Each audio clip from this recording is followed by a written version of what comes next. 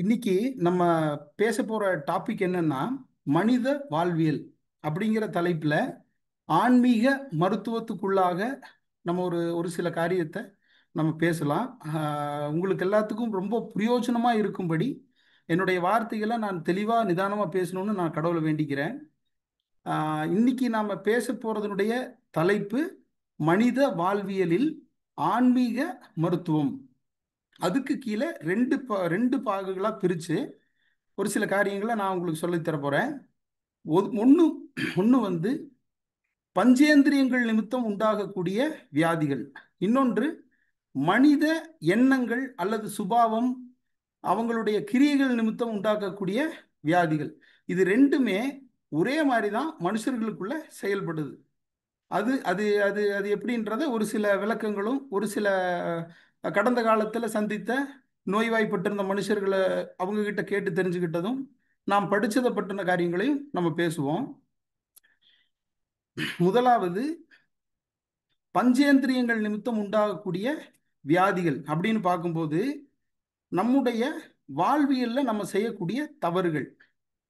வாழ்வியல்ல நாம செய்யக்கூடிய தவறுகள் என்னென்ன செய்கிறோம்?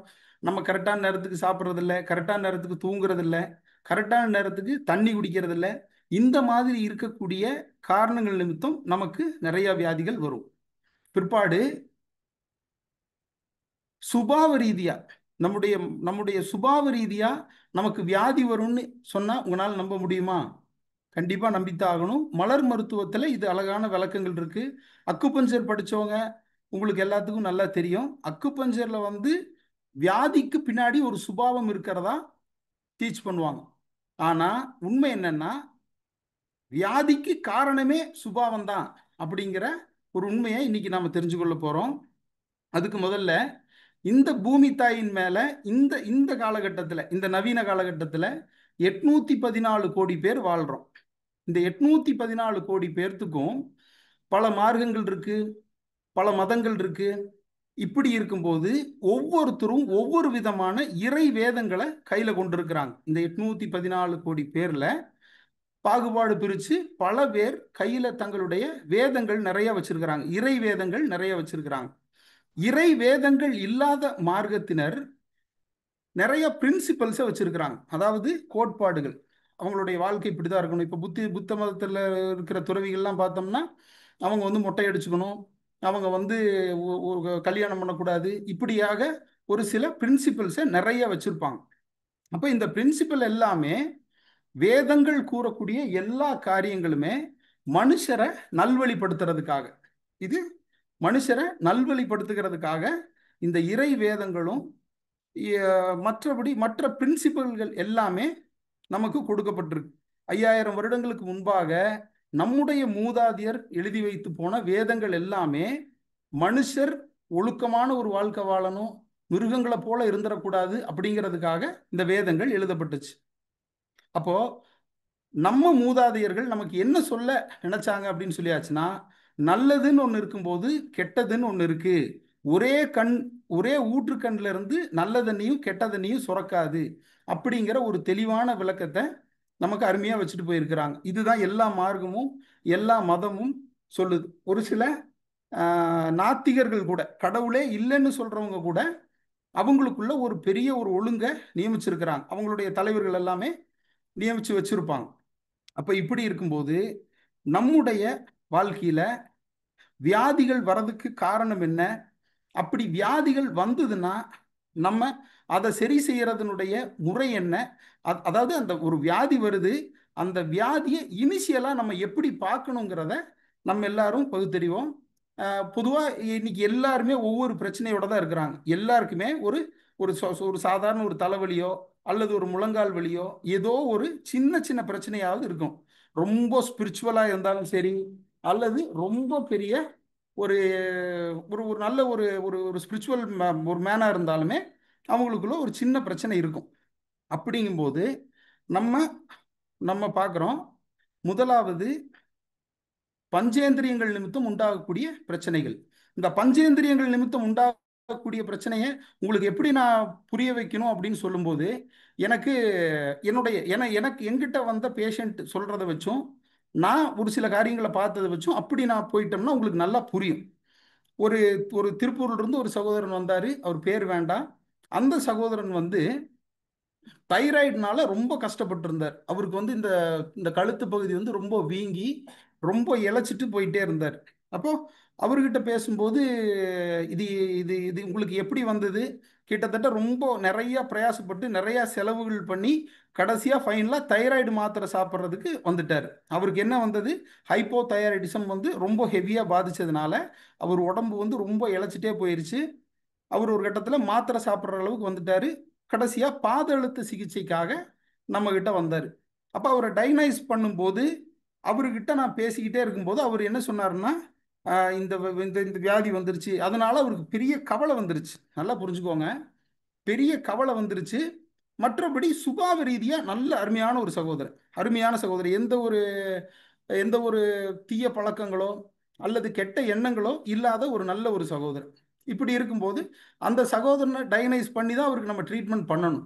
அப்படி டைனைஸ் பண்ணும்போது அவர்கிட்ட இருந்த ஒரே பிரச்சனை என்னன்னா, ரெண்டு தலனை வச்சு படுப்பார். நல்லா கேட்டுக்கோங்க, ரெண்டு தலனை வச்சு படுக்கிற ஒரு சகோதரர். இந்த ரெண்டு தலனை தலைக்கு வச்சுட்டு அந்த போனை இப்படி பார்ப்பார். உங்களுக்கு புரிஞ்சா நான் காமிக்கிறேன் பாருங்க. இப்படி பார்ப்பார். தலைக்கு மேல தலையணை வச்சுட்டு தலை இப்படி இருக்கும். அந்த தலையணைக்கு மேல தலையணை இப்படி வச்சுட்டு அந்த போனை இப்படி பார்ப்பார். இப்ப என்னாச்சு? இவருக்கு இந்த இந்த C1 இருந்து C6 வரைக்கும் இருக்கிற எல்லா எலும்புகளுமே ரொம்ப அட்வான்ஸா ஸ்ட்ரெச் ஆகி அவருக்கு தைராய்டுக்கு போற முக்கியமான நரம்ப கடிச்சது நிமித்தம் அவருக்கு ஹைப்பர் தைராய்டிசம் வந்துருச்சு. இவர்கிட்ட நான் என்ன சொல்றேன், நீங்க இனிமேல் ஒரு தலைனை வச்சு படுங்க.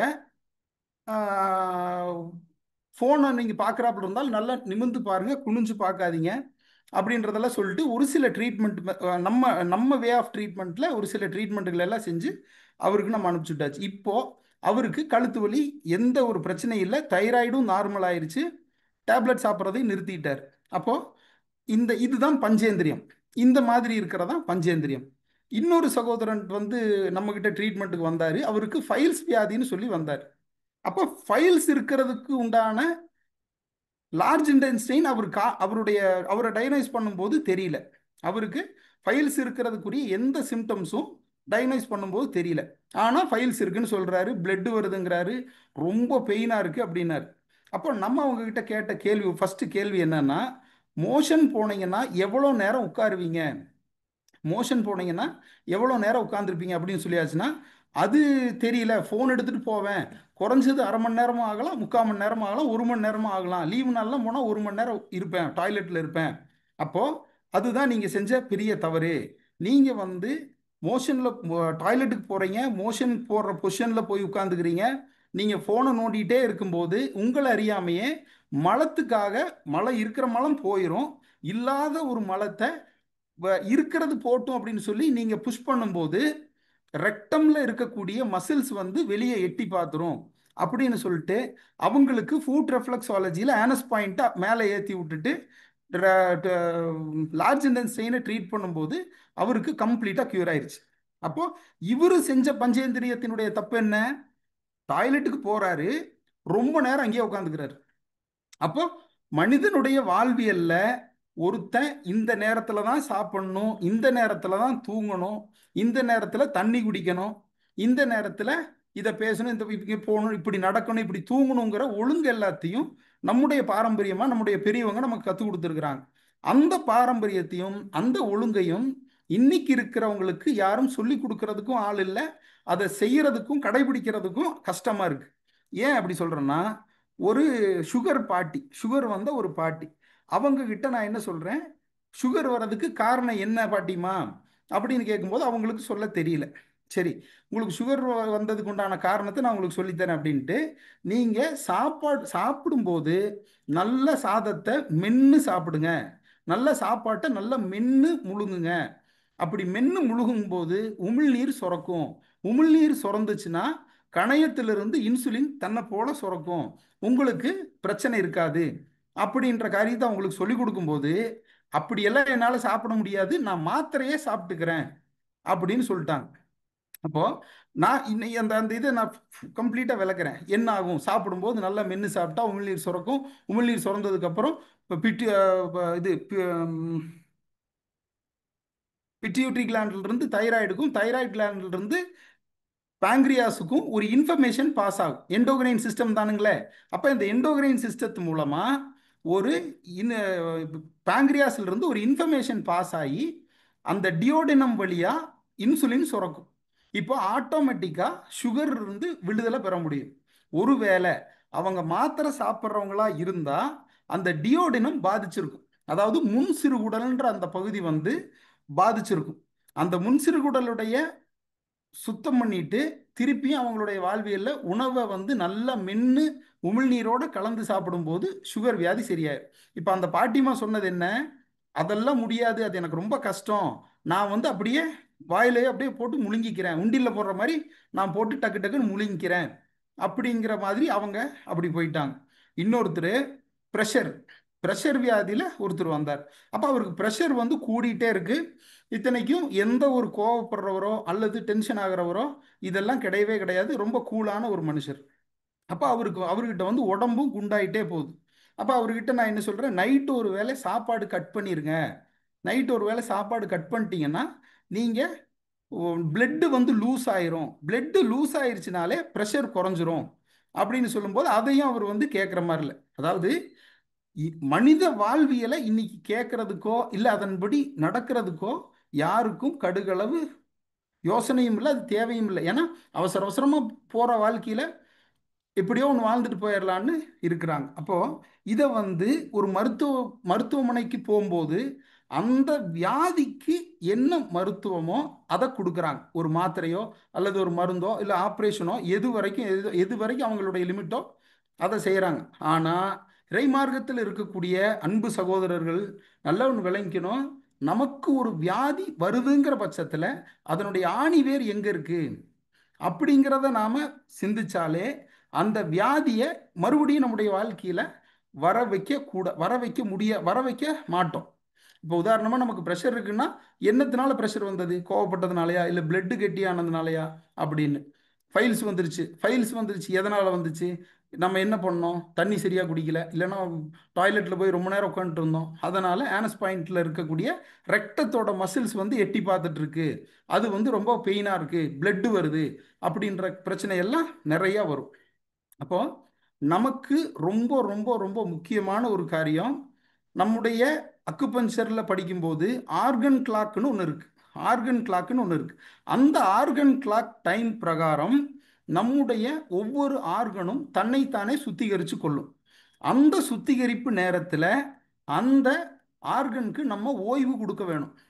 ஒருவேளை அந்த ஆர்கனுக்கு அந்த ஆர்கன் சுத்திகரித்து கொள்ளும் நேரத்தில் அதுக்கு ஏதாவது நம்ம வேலை கொடுத்துட்டோம்னு சொல்லியாச்சுன்னா நமக்கு ரொம்பவும் பிரச்சனைகள் ஏற்படும். உடம்புல நிறைய பிரச்சனைகள் ஏற்படும். உதாரணமாக காலையில் நம்ம 5 மணிக்கு எழும்புறவங்களா இருந்தால் ரொம்ப நல்லது. 6 மணிக்கு எழும்புனாலும் இன்னும் நல்லது. அந்த 6 மணியிலிருந்து மூச்சு பயிற்சியில் ஆரம்பித்து ப்ரேயர்லேருந்து அதுக்கப்புறம் படிப்படியாக போய் காலையில் உணவு எடுக்கிறது, மதியம் உணவு எடுக்கிறதுக்கு இடைவேளையில் தண்ணி மட்டும்தான் ஆகாரமாக இருக்கணும். நீங்கள் நல்லா ஒன்று புரிஞ்சுக்கொள்ளணும். உணவு எடுக்கிறோம், உணவு எடுக்கும்போது நல்லா மென்று சாப்பிடணும், உமிழ்நீர் சுரக்கணும். உமிழ்நீர் சுரக்க சுரக்க நாம் மென்று சாப்பிடணும். ரெண்டாவது, ஒரு வேளை சாப்பிட்டதுக்கும் இன்னொரு வேளை சாப்பிட்றதுக்கும் இடையில எந்த விதமான உணவையோ அல்லது ஒரு திட ஆகாரத்தை நம்ம எடுத்துக்கொள்ளக்கூடாது. ஒரு ஆகாரம் ஜீரணமாகிறதுக்கு முன்னாடி இன்னொரு ஆகாரத்தை கொடுத்தோம்னு சொல்லியாச்சுன்னா அவங்களுக்கு வர வியாதி தான் சுகர். அவங்களுக்கு சரியான செரிமானம் ஆகாம திருப்பியும் புது உணவு வந்துருச்சு, அதை போய் செரிமானம் பண்ணலாம் அப்படின்னு சொல்லி உடல் தன்னை தானே மாற்றி கொண்டு வருத்தியும் கொள்ளுகிறது. வர வியாதிக்கு பேர் தான் சுகர். இப்போ நம்ம வந்து இந்த இந்த மாதிரி தான் இந்த பஞ்சேந்திரியங்கள் நிமித்தம், நம்முடைய தவறுகள் நிமித்தம் எப்படியோ ஒன்று கிடைக்கிற சாப்பிட்டோம், எந்த நேரத்தில் கிடைக்கிற நேரத்தில் தூங்கணும், இப்படிங்கிறது இல்லாமல் நம்முடைய வாழ்க்கையில் ஒரு தெளிவான ஒரு ஒரு ஒரு ஒரு ஒரு வரை அமைத்து வச்சுட்டு அதுக்குள்ளே நம்ம வாழ வேணுன்றது என்னுடைய அன்பான வேண்டுகோள். இது எல்லாத்துக்கும் நம்முடைய நம்ம நீங்கள்லாம் ஏற்கனவே அது எல்லாத்தையும் படிச்சிருக்கலாம். இருந்தாலும் நான் சொல்லணும்னு ஆசைப்பட்ட காரியத்தை உங்களுக்கு சொல்லிட்டேன். ரெண்டாவது, நம்முடைய சுபாவத்தின் அடிப்படையில் நமக்கு வரக்கூடிய வியாதிகள். இந்த சுபாவத்தின் அடிப்படையில் நமக்கு வியாதி வருது அப்படின்னு சொல்லியாச்சுன்னா, நமக்கு இப்போ உதாரணமாக நான் ரொம்ப கோவப்படுறேன்னு வைங்களேன், நான் ரொம்ப கோவப்படுறேன் அப்படின்னு சொல்லியாச்சுன்னா என்னுடைய லிவர் பாதிக்கும். இதை நான் உங்களுக்கு புரியும்படியாக சொல்கிறேன். ஆரம்பத்தில் 814 கோடி பேர் இருக்கிறாங்க. இந்த 814 கோடி பேரும் ஒவ்வொரு இறை வேதங்களை பின்பற்றுகிறாங்க. ஒவ்வொரு இறை வேதங்களும் எல்லா மனுஷருக்கும் ஒரே நன்னெறியை தான் சொல்லி கொடுக்குது. எந்த ஒரு இறை மார்க்கமும் தவறான போதனைகளை உள்ளடக்கியது இல்லை. ஒவ்வொரு இறை மார்க்கமும் ஒவ்வொரு நன்னெறிகளை ஒவ்வொரு நல்ல மனுஷர்களுக்கு நல்ல வழிப்படுத்துறதுக்கு உண்டான காரியத்தை தான் சொல்லுது. அப்படி சொல்லும்போது நமக்கு என்ன தெரிய வருதுங்க? நம்முடைய மனசு அல்லது நம்முடைய செயல், நம்முடைய சிந்தனை, நம்முடைய சுபாவத்தை வெளிப்படுத்தும். அது ஒரு குறள் ஒரு குறள் உங்களுக்கு ஒன்று சொல்லித்தரேன். எம்பில்லதனை வெயிலானது காய பண்ணுவது போல அன்பிலதனை அறம் அப்படின்ற ஒரு குறள் இதுக்கு ஏக பொருத்தமா இருக்கும். இந்த குறளுடைய விளக்கம் என்னன்னா, எலும்பில்லாத புழுவை வெயிலானது காயப்படுத்தி வருத்துகிறது எப்படியோ, அதே போல அன்பில்லாத மனிதர்களுக்கு அறக்கடவுள் வருத்த பண்ணுவாராம். அறக்கடவுள் அப்படின்னு நம்ம சொல்லியாச்சுன்னா, மூல தெய்வம் ஜோதியே வடிவமா இருக்கக்கூடிய பிரபஞ்சத்தை நம்ம போட்டிருக்கிறோம். பிரபஞ்சம் பிரபஞ்சம் நம்ம சொல்றோம் இல்லைங்களா? அந்த மூல தெய்வம் நம்மளை வருத்தம்னு வள்ளுவ பெருமானார் பாடியிருக்கிறார். இந்த வள்ளுவ பெருமானார் பாடின இந்த குறளுக்கும் இதனுடைய விளக்கம் ரொம்ப அற்புதமானது. இதுதான் நம்முடைய வாழ்க்கையில ரொம்ப முக்கியமானது. என்ன அப்படின்னா, நம்ம ஒரு நம்முடைய நம்முடைய நம்முடைய சிந்தை, செயல், சுபாவம் இது எல்லாத்தையும் நன்னெறிப்படுத்துறது நிமித்தம் நமக்கு வியாதிகளை தவிர்க்க முடியும். இப்போ உதாரணமா நிறைய கவலைப்பட்டே இருக்கிறவங்களுக்கு முட்டி வலி வரும். நிறைய பயந்துகிட்டே இருக்கிறவங்களுக்கு கிட்னி பாதிப்பு ஏற்படும். அப்போ இவங்க பயந்ததுனால கிட்னி ஃபெயிலியர் ஆச்சா, இல்லைன்னா கிட்னி ஃபெயிலியர் ஆனதுனால இவங்களுக்கு பயம் வந்துச்சான்னு கேட்டா நிச்சயமா அடிச்சு சொல்ல முடியும். இவங்க பயந்த சுபாவமா இருந்ததுனால தான் இவங்களுக்கு கிட்னி பாதிப்பு ஏற்பட்டுச்சு. இவங்க கோபப்பட்டே இருந்ததுனால தான் இவங்களுக்கு லிவர் பாதிச்சுது. அதுக்கப்புறம் இவங்க ரொம்ப व्यसனப்பட்டே இருக்காங்க அப்படின்னு சொல்லும்போது இவங்களுக்கு அல்சர் வந்துச்சு. व्यसனப்படும் போது என்ன ஆகும்னு நினைக்கிறீங்க? இந்த இப்போ லேட்டஸ்டாக ஒரு ஒரு ஒரு டாக்டர் என்கிட்ட பேசும்போது ஒரு வார்த்தை சொன்னார், ஸ்ட்ரெஸ் ஈட்டர் அப்படின்னு. அதாவது கவலைப்படுறதுனால சாப்பிட்றாங்க அப்படின்னு. அதாவது கவலைப்படுறாங்க, அதனால சாப்பிட்டு சாப்பிட்டு குண்டாயிட்டாங்க, ஸ்ட்ரெஸ் ஈட்டர் அப்படின்னு சொன்னார். அப்போ நான் கேட்கும்போது, சார் கரெக்டு தான், ஸ்ட்ரெஸ் ஆகும்போது ஹைட்ரோக்ளோரின் சுரக்குது, அப்போ அதிகமாக பசி எடுக்குது, அப்போ நிறையா சாப்பிட்றாங்க, உடம்பு குண்டாகிறாங்க, எல்லா வியாதிகளுக்குள்ளேயும் சிக்கி கொள்றாங்க அப்படிங்கிற காரியத்தை பேசிட்டு முடிச்சிட்டோம். இப்போ உங்களுக்கு பிரயோஜனமானது என்ன, உங்களுக்கு சொல்ல வர்றது என்ன? நம்ம கவலைப்படும் போது நமக்கு நம்ம உடம்புல ஹைட்ரோக்ளோரின் சுரக்கும். இந்த ஹைட்ரோக்ளோரின் என்ன பண்ணுது? உணவை எரிக்கிறதுக்கு உண்டான பெரிய ஒரு கெமிக்கல். இந்த கெமிக்கல் சுரந்த உடனே அந்த கெமிக்கல் தான் உணவை அப்படியே எப்படி சொல்றது, ஸ்லட்ஜா மாத்தி ஒவ்வொரு வழி டியோடினம் வழியா சிறுகுடலுக்கும், சத்த பிரிக்கிறதுக்கு பெருங்குடலுக்கும், மலத்துக்காகவும் பிரிச்சு கொண்டு போகுது. இப்போ நான் சாப்பிடல, என் வயிற்றுல எதுவுமே இல்லை, நான் பட்னியா இருக்கேன், ஆனா நான் கவலைப்பட்டேன்னா எனக்கு ஹைட்ரோக்ளோரின் சுரக்கும். நல்லா விளங்கிக்கோங்க, ஹைட்ரோக்ளோரின் சுரக்குது. இப்போ என்ன ஆகுது? வயிற்றுல புண்ணு ஏற்படுது. இந்த ஹைட்ரோக்ளோரினே சுரந்துட்டு இருக்க வயிறு புண்ணாகுது. இப்போ எனக்கு அல்சர் பிரச்சனை வருது. இந்த அல்சரையுமே நான் என்னுடைய சுபாவ ரீதியாக நான் சரி பண்ணாம நான் போய் மருந்து மாத்திரையை வாங்கி சாப்பிட்டே இருந்தேன்னு சொல்லியாச்சுன்னா சரியாகும் திருப்பி வரும், சரியாகும் திருப்பி வரும். உங்களுக்கு புரியும்னு நினைக்கிறேன். அப்போ இதுதான் சுபாவத்தின் நிமித்தம், மனுஷருடைய எண்ணத்தின் நிமித்தம், சுபாவத்தின் நிமித்தம் வரக்கூடிய வியாதிகளில் இப்படிதான் நம்ம சரி பண்ணணும். உங்களில் நிறைய பேர் டாக்டர்ஸ் இருக்கலாம், தெரபிஸ்ட் இருக்கலாம், நிறைய பேர் ஹீலர்ஸாக இருக்கலாம். நீங்கள் எல்லாருமே உங்ககிட்ட வரக்கூடிய பேஷண்ட் அல்லது நீங்கள் ஒரு ஹவுஸ் ஒய்ஃபாக இருந்தீங்கன்னு சொல்லியாச்சுன்னா உங்ககிட்ட பேசுவாங்க இல்லையா? உங்ககிட்ட பேசுவாங்க, எனக்கு இந்த மாதிரி ஒரு கஷ்டம் இருக்குது, இந்த மாதிரி ஒரு பாடு இருக்குது, இந்த மாதிரி ரொம்ப இதாக இருக்குது அப்படின்லாம் சொல்லும்போது அவங்க கிட்ட நீங்கள் சொல்ல வேண்டிய முதல் காரியம் உங்களுடைய எண்ணம் எப்படிப்பட்டது, உங்களுடைய சுபாவம் எப்படிப்பட்டது, மற்ற மனிதர்களை நீங்க எப்படி பாவிக்கிறீங்க, அவங்க கிட்ட எப்படி நடந்துக்கிறீங்க. அவங்க ஒரு மனுஷரை பார்த்தோன்னு ஒரு மனுஷரை நீங்க நியாயம் தீர்த்துடுறீங்களா, இல்லைன்னா அவங்க தப்பானவங்கன்னு அவங்கள ஒதுக்கிடுறீங்களா. அப்படி அப்படி அப்படி அப்படி இருக்கிற ஒரு மனுஷருக்கு நீங்க அவங்களுக்கு சொல்லி கொடுக்கணும், வலிக்காம சொல்லி கொடுக்கணும். ஏன்னு கேட்டா கொலை செஞ்சது கூட ஒத்துக்குவாங்க, பொறாமப்பட்டையான்னு கேட்டா நிச்சயமா ஒத்துக்க மாட்டாங்க. உண்டா இல்லையா?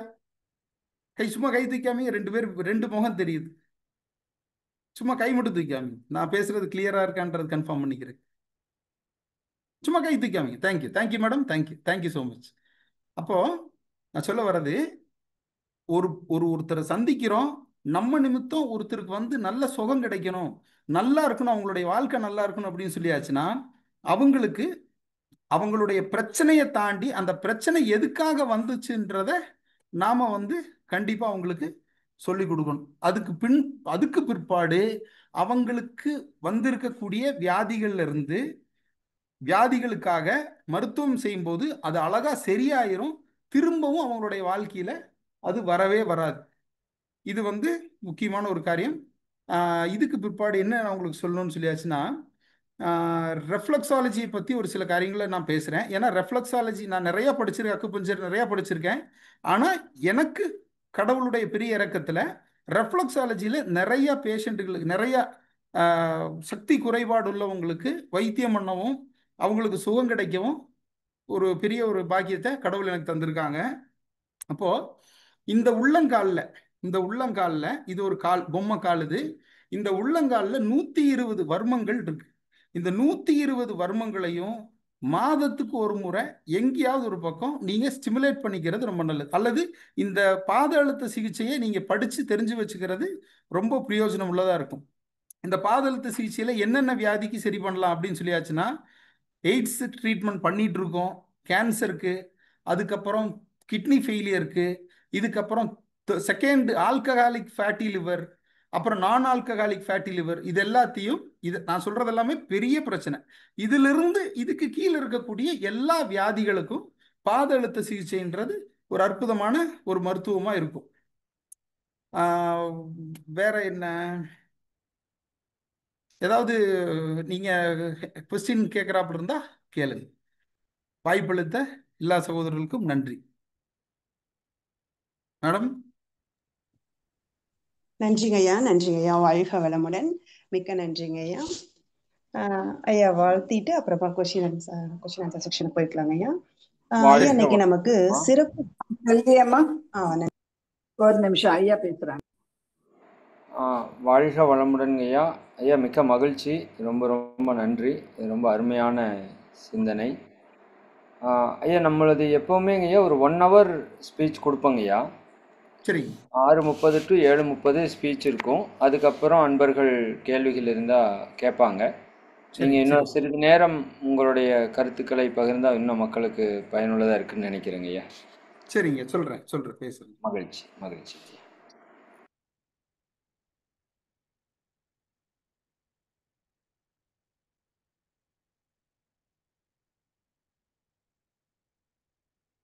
இப்போ மேற்கொண்டு நம்ம ஒரு சில காரியங்களை நாம் பேசணும்னு ஐயா வேண்டிக் கொண்டதற்குபடியா நம்ம பேசுவோம்.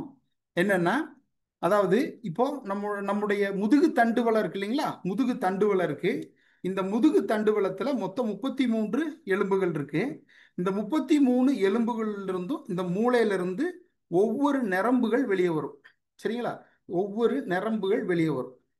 இப்போ நான் ஆரம்பத்தில் ஒருத்தர் சொன்னேன், தைராய்டு அவர் தலகாணி வச்சு படுத்தது நிமித்தம் அவருக்கு நிறைய பிரச்சனை வந்தது, ஹைப்பர் தைராய்டிசம் வந்ததுன்னு நான் உங்களுக்கு சொன்னேன்.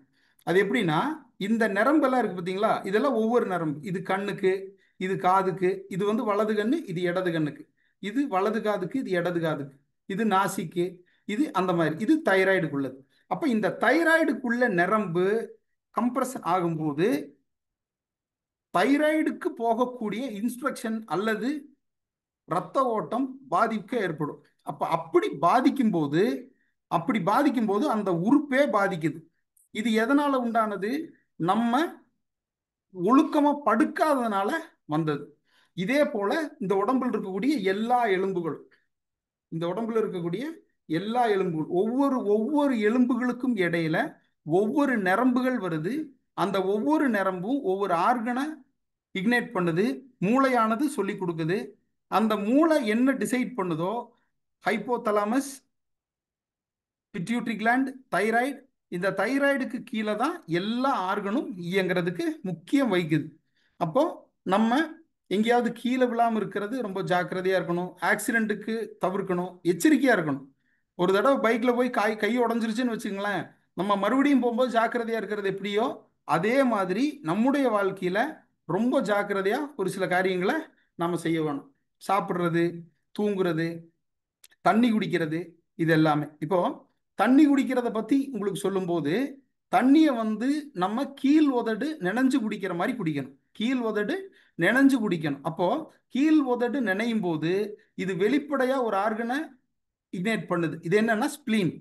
இந்த ஸ்பிளீன் தண்ணி குடிக்கும் போது கீழ் உதடு நினையும் போது மூளையானது ஸ்பிளீனுக்கு தகவல் கொடுக்குது தண்ணி வந்துருச்சுன்னு சொல்லி.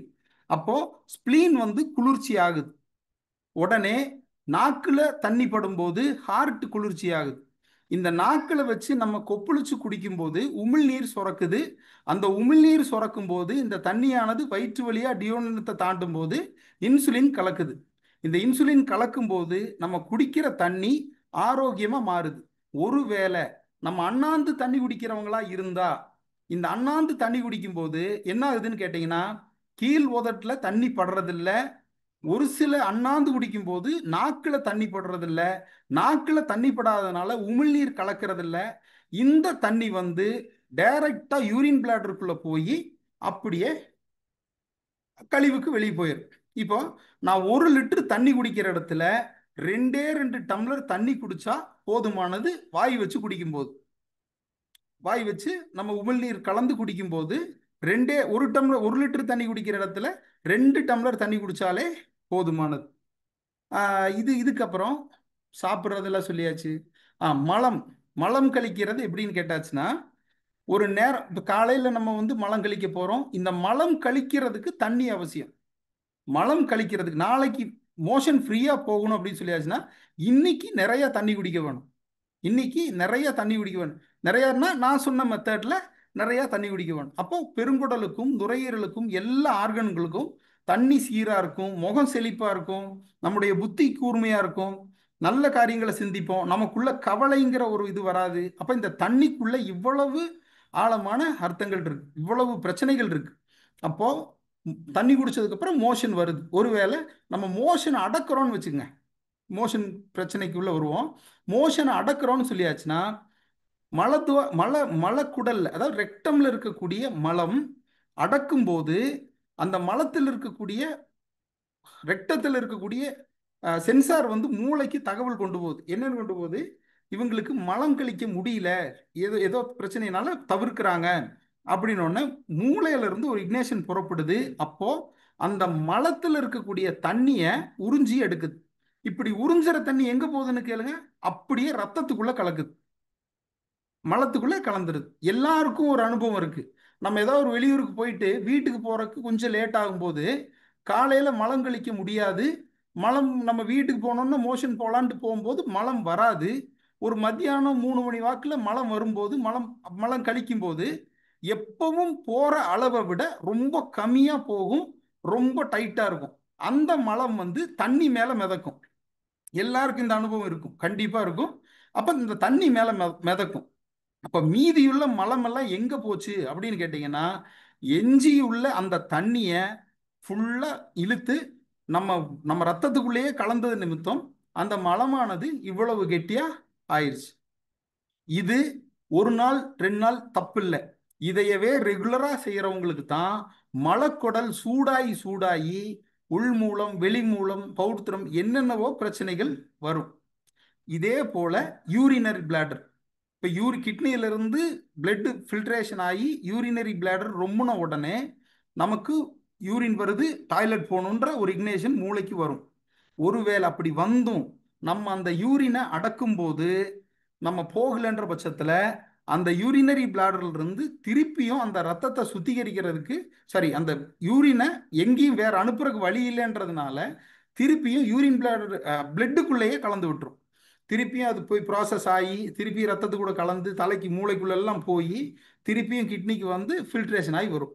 நீங்கள் நல்லா பாருங்க, இதுவும் நம்முடைய வாழ்க்கையில் அனுபவிச்சிருக்கிற ஒன்று தான்.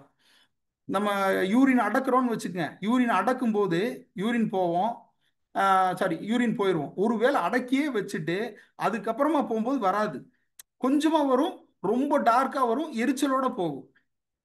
அப்போ இருந்த இருந்த யூரின் எங்கே போச்சு அப்படின்னு கேட்டிங்கன்னா, அது திரும்பவும் பிளட்டு கூடயே கலக்கறதுக்கு போயிருச்சு, பிளட்டு கூட கலந்து போயிருச்சு, அது உடம்பு ஃபுல்லாக ட்ராவல் ஆகுது. இந்த தவிர இந்த மலம் கழிக்கிறதோ அல்லது யூரின் அடக்கிறதோ, இந்த 2 தவறையும் நாம் செய்யும்போது கண்டிப்பாக நமக்கு வேர்வை வந்து ரொம்ப கெட்ட ஸ்மெல் இருக்கும், வியாதிகள் வரும், யூரின் இன்ஃபெக்ஷன் வரும், நிறைய பிரச்சனைகள், நிறைய காரியங்கள் இருக்குதுல. இப்போ நிறைய பிரச்சனைகள் இருக்கு. அப்போ மோஷன், யூரின், இதெல்லாம் இப்படி ஒரு பிரச்சனை இருக்கு.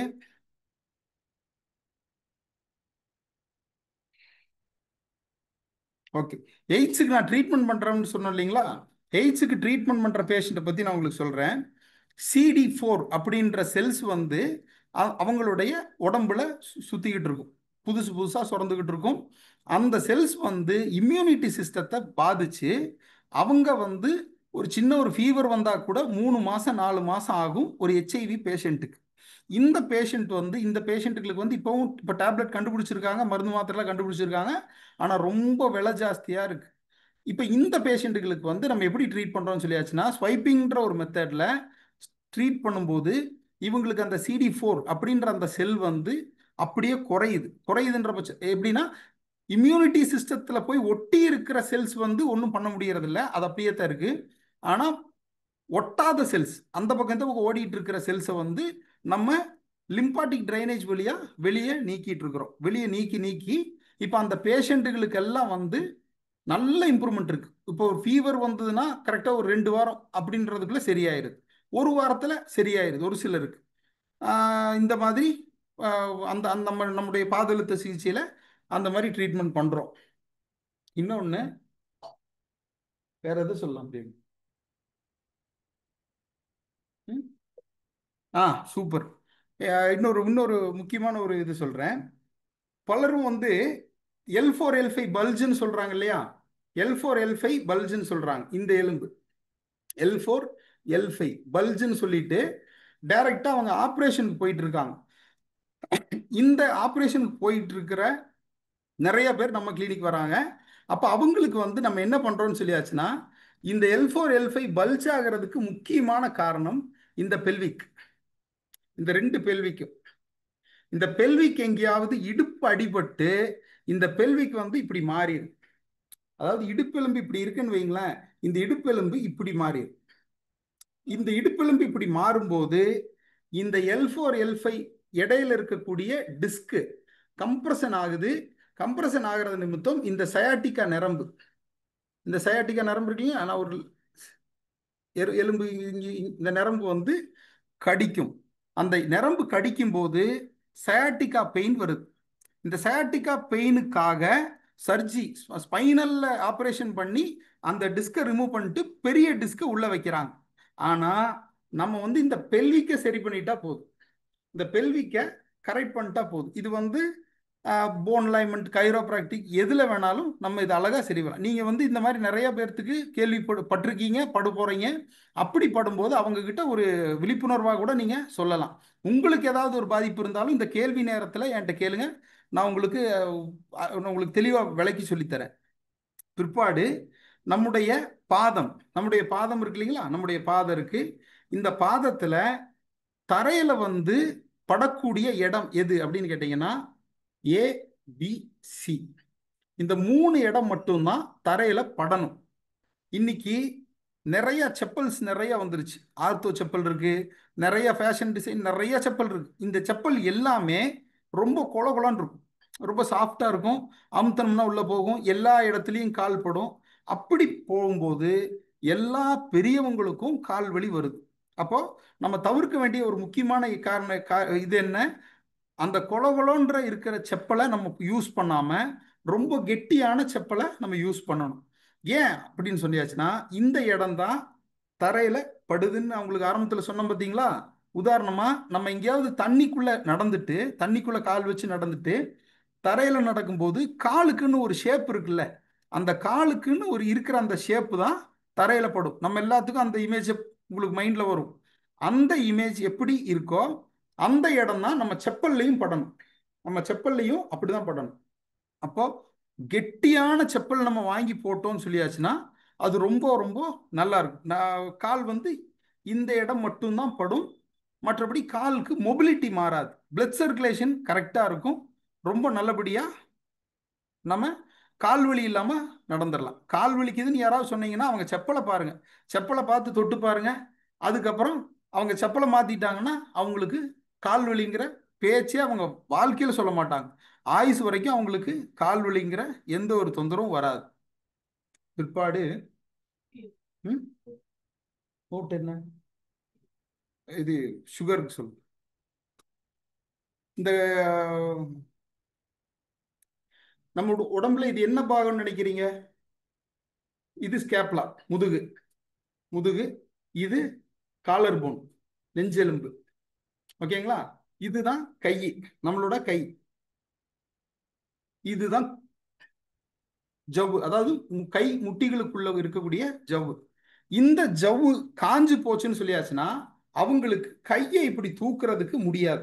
இந்த இடத்துல ஒரு பெயின் இருக்கும். இந்த இடத்துல பெயின் இருக்கும்போது அவங்களுக்கு சுகர் இருக்கான்னு கேட்போம். பொதுவா எல்லா டாக்டர்ஸும் கேட்கறது அதுதான். எனக்கு ப்ரோஷோன் ஷோல்டர் இருக்கு அப்படின்னு சொன்னாங்கன்னா இந்த கை எப்படி தூக்க முடியாது, இந்த கை இதுக்கு மேல தூக்க முடியாது, வலி ரொம்ப கஷ்டமா இருக்கும். அப்படி இருக்கிற ஒரு எந்த ஒரு நபர் வந்தாலும் டாக்டர்ஸ், தெரபிஸ்ட், ஹீலர் யாரா இருந்தாலும் அவங்க கிட்ட இனிஷியலா கேட்கிற கேள்வி உங்களுக்கு சுகர் இருக்கான்னு கேட்பாங்க. அந்த சுகர் இருக்கு, ஆமா சுகர் இருக்குன்னு சொல்லிட்டா ஓகே. சுகர் இல்லைன்னு சொல்லியாச்சுன்னா அதுக்குண்டான ட்ரீட்மெண்ட் ஈஸி. சுகர் இருக்கிறவங்களுக்கு ட்ரீட்மெண்ட் கொடுத்தாலும் மறுபடியும் அந்த வலி வரும்.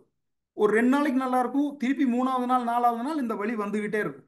இப்படி இருக்கும்போது இந்த சுகருக்கு இது என்ன ஆகுது, இந்த இடத்துல என்ன ஆகுது அப்படின்னு கேட்டீங்கன்னா நம்ம சாப்பிட்ற உணவு சரியான விதத்துல உமிழ்நீர் கலக்காம நல்லா மென்னு கூழாக்கி முழுங்காததுனால வரக்கூடிய பிரச்சனை இது. இப்போ இன்சுலின் சுரக்காததுனால அந்த உணவை செரிமானம் பண்றதுக்கு கொலோஜன் அப்படின்னு கூடிய ஒரு சக்தி வேணும். அந்த கொலோஜன் எல்லா ஜவ்வுகள்லையும் இருக்கு. எல்லா ஜவ்வுகளையும் இருக்கு. இது மூட்டு மூட்டு ஜவ்வுகள்ல இருக்கு, இந்த மூட்டு ஜவ்வுகள்ல இருக்கு. இதெல்லாம் ஜவ்வு. இந்த பிங்க் கலர்ல இருக்கிறதெல்லாம் ஜவ்வு. சரிங்களா? அப்ப இந்த ஜவ்வுல இருக்கக்கூடிய கொலோஜனை உறிஞ்சு நம்ம சாப்பிடக்கூடிய சாப்பாட்டை செரிமானம் பண்றதுக்கு எடுத்துருது. இப்போ நம்ம கையும் காலும் வீக் ஆயிருது, வலி வருது. இது எல்லாத்துக்கும் ரொம்ப ரொம்ப ரொம்ப முக்கியமான ஒரு காரணம் நாம மெல்லாம சாப்பிடுறது. மெல்லாம சாப்பிட்றதுனால வரக்கூடிய பிரச்சனைகள் தான் இப்ப நான் காமிச்ச இந்த முட்டு வலியும் கை கால் வலியும் எல்லாமே. அதே மாதிரி நிறைய பேர் சொல்றாங்க தலகாணி வைக்காம தான் படுக்கணும் அப்படின்னு சொல்றாங்க. தலனை கண்டிப்பா வைக்கணும். தலனை வைக்கிறதுக்கு ஒரு 3-4 ஒழுங்கு இருக்கு. அந்த ஒழுங்குகளை நீங்க கேள்வி நேரத்தில் கேட்கலாம், உங்களுக்கு சொல்லித்தரேன் நான். தலனை வந்து கண்டிப்பா வைக்கணும். தலனை வந்து கண்டிப்பா நம்ம வைக்கணும். அதுக்கப்புறமா தண்ணி ரொம்ப முக்கியம். சாப்பிட்றதுக்கு முன்னாடி ஒரு 1/2 மணி நேரம், சாப்பிட்டதுக்கு பின்னாடி ஒரு 1/2 மணி நேரம், சாப்பிடும் போதும் இந்த 3 வேளையிலையும் தண்ணி குடிக்க கூடாது. மீதி நேரங்கள்ல தண்ணி மட்டும்தான் குடிக்கணும், மற்ற எந்த உணவையும் எடுக்கக்கூடாது. அப்படி எடுக்காம இருக்கும்போது ரொம்ப ஆரோக்கியமா உடல் இருக்கும். இரவு நேரத்துல சுடுதண்ணி குடிக்காம படுங்க. இரவு நேரத்துல கரெக்டா பெட்டுக்கு படுக்க போற நேரத்துல சுடுதண்ணி குடிக்காதீங்க. அப்படி சுடுதண்ணி குடிக்கும் போது நம்முடைய இந்த ஈசோபகஸ்ன்னு சொல்லக்கூடிய கார்டியாக் வரைக்கும் ட்ரை ஆயிருச்சுன்னு சொல்லியாச்சுன்னா நீங்க தூங்குனதுக்கு அப்புறம் உங்களுக்கு இருமல் வரும். நீங்க முழிச்சிருக்கிற வரைக்கும் நீங்க உமிழ்நீரை கரெக்ட் பண்ணி அந்த தொண்டையை நினைச்சுக்கிட்டே இருப்போம். ஓக்கல் கார்டு, ஈசோபகஸ், கார்டியாக் வரைக்கும் நாம நினைச்சுக்கிட்டே இருப்போம். தூங்குனதுக்கு அப்புறம் உமிழ்நீர் போகாத காரணத்தினால தொண்டை ட்ரை ஆகும். அதுக்கப்புறம் நமக்கு இருமல் வந்துகிட்டே இருக்கும். பல பேர் இருமிக்கிட்டே இருப்பாங்க, சளி இருக்காது, ஒன்றும் இருக்காது, ஆனா இருமிக்கிட்டே இருப்பாங்க. காரணம் அதுக்கு பின்னாடி போய் பார்த்தோம்னு சொல்லியாச்சுன்னா சுடுதண்ணி குடிச்சதுனால. இப்போ ரொம்ப சூடெல்லாம் இல்லை, ஒரு டீ குடிக்கிற சூட்டில் அந்த சுடுதண்ணி கூட நம்முடைய தூக்கத்தையும் அல்லது இருமலையும் பாதிக்கும். ஈசோபகஸ்ல ஏற்படக்கூடிய இருமல்களை பாதிக்கும். அப்ப சுடுதண்ணி குடிக்காம படுக்கிறது ரொம்ப நல்லது. கொதிக்க வச்ச தண்ணியை நல்லா ஆற வச்சு குடிச்சா ரொம்ப ஆரோக்கியமானது. அதை கூட நம்ம செய்யலாம். பிற்பாடு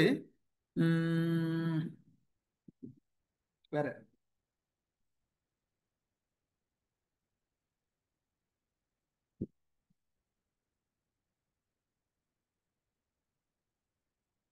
ரைட், கால் பிளேடர் ஸ்டோனை பத்தி பேசுவோம்.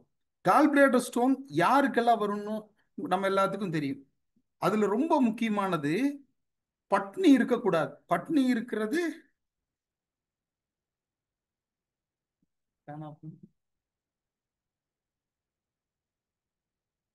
சாரி, மைக்கு கிளியர்ல அந்த ஃபேன் ஓடுறதுனால மைக் சரியா கேட்கலன்னு சொன்னாங்க, சாரி.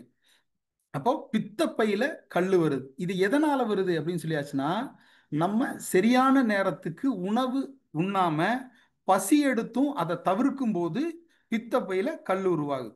இது ஒண்ணு மாத்திரம் இல்ல, இன்னொன்னு இருக்கு. இன்னொன்னு என்னன்னா, கொழுப்பு சம்பந்தப்பட்ட உணவுகளை நாம எடுக்கலன்னா நமக்கு பித்தப்பையில கல் வரும். கரெக்டான உணவுகளை எடுக்கணும். அந்த கரெக்டான உணவுகளுக்குள்ள இந்த கொழுப்பு சத்துங்கிற ஒண்ணு ரொம்ப அவசியம்.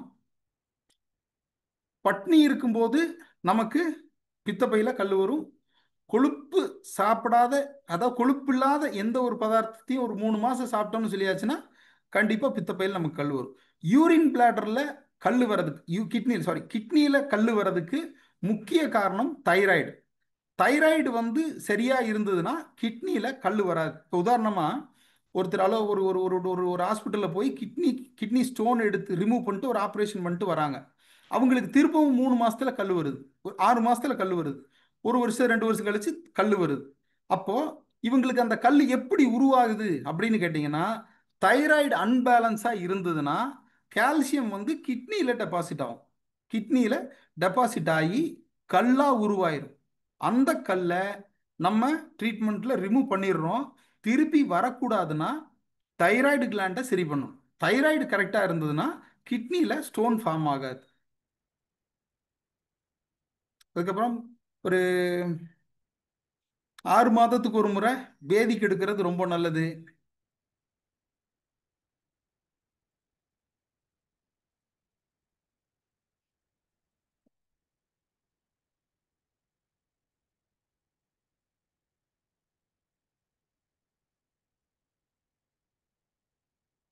ஐயா முடிச்சுக்கலாங்களா? வாழ்க வளமுடன் ஐயா. ம். ஐயா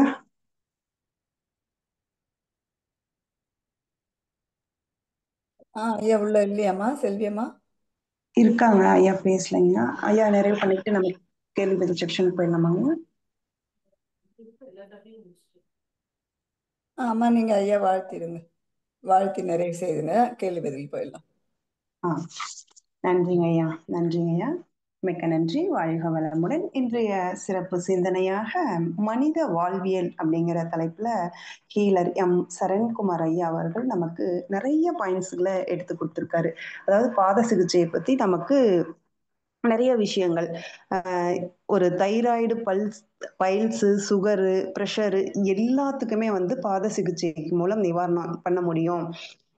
அதுவும் அந்த இது எப்படி வருது அப்படின்னா, நம்மளுடைய சுபாவம். கோவம்னா லிவர் எஃபெக்ட் ஆகிறது, கவலைனா முட்டி, பயம்னா கிட்னி பாதிக்கிறது. ஐயா व्यसனம் அப்படின்னு ஒரு வார்த்தையை சொன்னாரு. அது கவலை. அது ஒரு சில இடங்கள்ல யூஸ் பண்ற அந்த வார்த்தை व्यसனம். அது அல்சர், வயிற்றுப்புண் இதெல்லாம் உருவாக்குது. அது நம்மளுடைய இந்த கவலை, பயம், சினம் தவிர்த்தல மகரிஷி ஐயா சொன்ன மாதிரி அந்த ஒவ்வொரு உறுப்போட பாதிக்குது அப்படிங்கறது ஐயா ரொம்ப அழகா நமக்கு சொன்னாரு. பாத சிகிச்சை மூலம் எய்ட்ஸ், கேன்சர் போன்ற மிகப்பெரிய நோய்களை கூட ஐயா குணப்படுத்த முடியும் அப்படின்னு சொல்லிட்டு அந்த CD4 செல்ஸை பத்தி நமக்கு அழகா விளக்கம் சொல்லியிருக்காரு. அந்த L4, L5 பல்ஜ் ஆச்சுன்னா அது கூட நம்ம பாத சிகிச்சை மூலம் சரி பண்ண முடியும் அப்படிங்கிறத சொல்லிட்டு நிறைய டிப்ஸ் சொல்லியிருக்காரு. கால் வலினா நம்ம செப்பலை மாத்தணும், கை வலிக்குன்னா அது உணவு சாப்பிட்ற ஒரு முறை, தலையணை எப்படி யூஸ் பண்ணணும், அது ஐயா டவுட் கேட்க சொல்லியிருக்காரு, நம்ம கேட்டுப்போம். தண்ணீர் குடிக்கிற முறை, அது நமக்கு மதன் ஐயா நிறைய அதை தான் சொல்லிகிட்டே இருக்காரு. வாய் கொப்பளிச்சு கொப்பளிச்சு தண்ணி குடிக்கணும். எல்லாரும் நமக்கு சொல்றது அந்த உணவு அந்த தண்ணி குடிக்கிறது தூக்கம். இரவு சுடுதண்ணி நிறைய பேருக்கு இருக்க ஹேபிட் வந்து நைட்ல சுடுதண்ணி குடிச்சிட்டு படுக்கிறது. அது வந்து ஐயா கூடாது அப்படிங்கறத சொல்லியிருக்காரு. கால் பிளாடர் ஸ்டோனை பத்தி ஐயா ரொம்ப அழகா சொல்லியிருக்காரு. அதாவது நம்மளுடைய தைராய்டு வந்து சரியா இருந்துச்சுன்னா அந்த கிட்னியில கல் வர்றது, அந்த பிரச்சனை வந்து அழகா ஐயா சொல்லியிருக்காரு. தண்ணி குடிக்கும் போது எப்படின்னா கீழ் உதடு அடைச்சி நாக்கில் இது பண்ணி வாய் கொப்பளிச்சு குடிக்கணுங்கிறத அழகா சொல்லியிருக்காரு. அந்த மாதிரி நம்ம தண்ணி குடிக்கும் போது என்ன நன்மை, புத்தி கூர்மை, இந்த மாதிரியான சில விஷயங்கள் வந்து நமக்கு வருங்கிறத அழகா சொல்லியிருக்காரு. அப்புறம் இந்த நம்ம மோஷனை அடக்கிறதுனால எவ்வளோ பாதிப்பு வரும், சிறுநீரை அடக்கிறதுனால எவ்வளோ பாதிப்பு வரும் அப்படிங்கிறத ஐயா நமக்கு ரொம்ப அழகா விளக்கமா சொல்லியிருக்காரு. ஐயா அவர்களை அனைவரும் துரிய நிலையிலிருந்து அனைவரும் வாழ்த்துவோம். ஹீலர் எம் சரண்குமார் ஐயா அவர்கள் வாழ்க வளமுடன். ஹீலர் எம் சரண்குமார் ஐயா அவர்கள் வாழ்க வளமுடன்.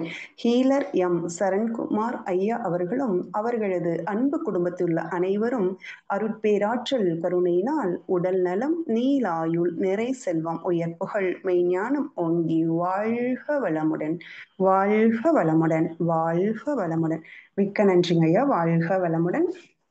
ஐயா நான் உங்ககிட்ட ஒரே ஒரு விஷயம் மட்டும் ஷேர் பண்ணிக்கிறேன். இப்போ செல்வியம்மா என்னங்கய்யா? என்னங்க அறிவிப்பு மட்டும் கொடுத்துருங்களேன், ஒரு 2 minutes. ஓகே ஐயா ஒரே நிமிஷங்க, ஒரு அறிவிப்பு மட்டும் கொடுத்துருங்க. சித்ரா கண்ணனம்மா.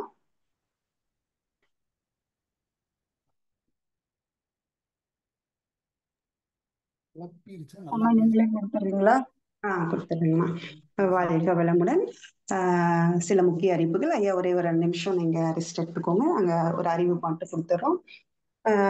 இன்று இரவு 8:30க்கு இறையாசிரியர் இறைமதன் ஐயா அவர்களின் தற்சோதனை நிகழ்வு நடைபெறும். அனைவரும் கலந்து ஆன்ம தூய்மை பெறுவோம். நாளை அதிகாலை 4:15 முதல் 7 மணி வரை உள்ள அனைத்து நிகழ்வுகளிலும் அனைவரும் பங்கேற்று ஆன்ம தூய்மை பெறுவோம். நாளை வெள்ளி, சனி, ஞாயிறு வந்து ஆனந்த யோகா பயிற்சி நடைபெறுது. அதுக்கு இதுக்கு மேல புதுசா கலந்துக்க முடியாது, அது நடைபெறுகிறது. மற்றும் வேறங்கம்மா டக்குன்னு வரல.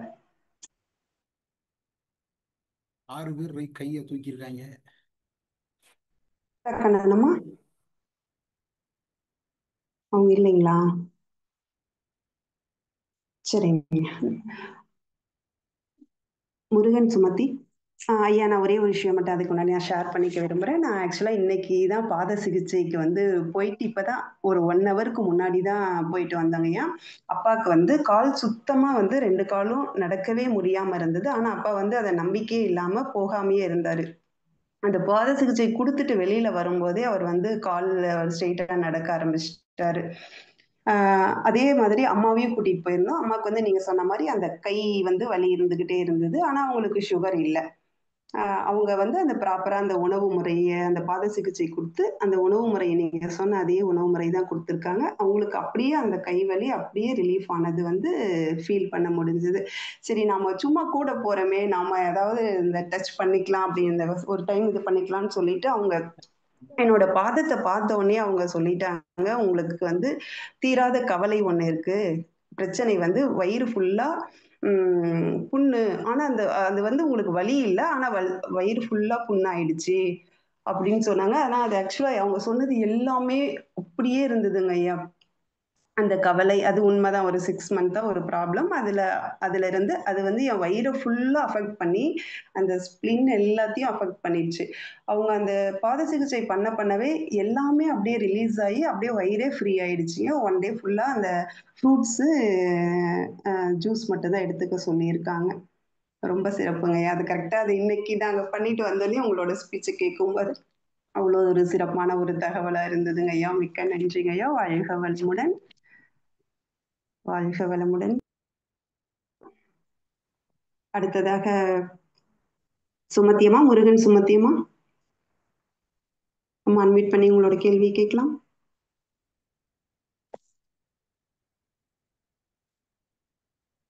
முருகன் சுமத்தியம்மா. அம்மா ஐயா வாழ்க வளமுடன்ங்க.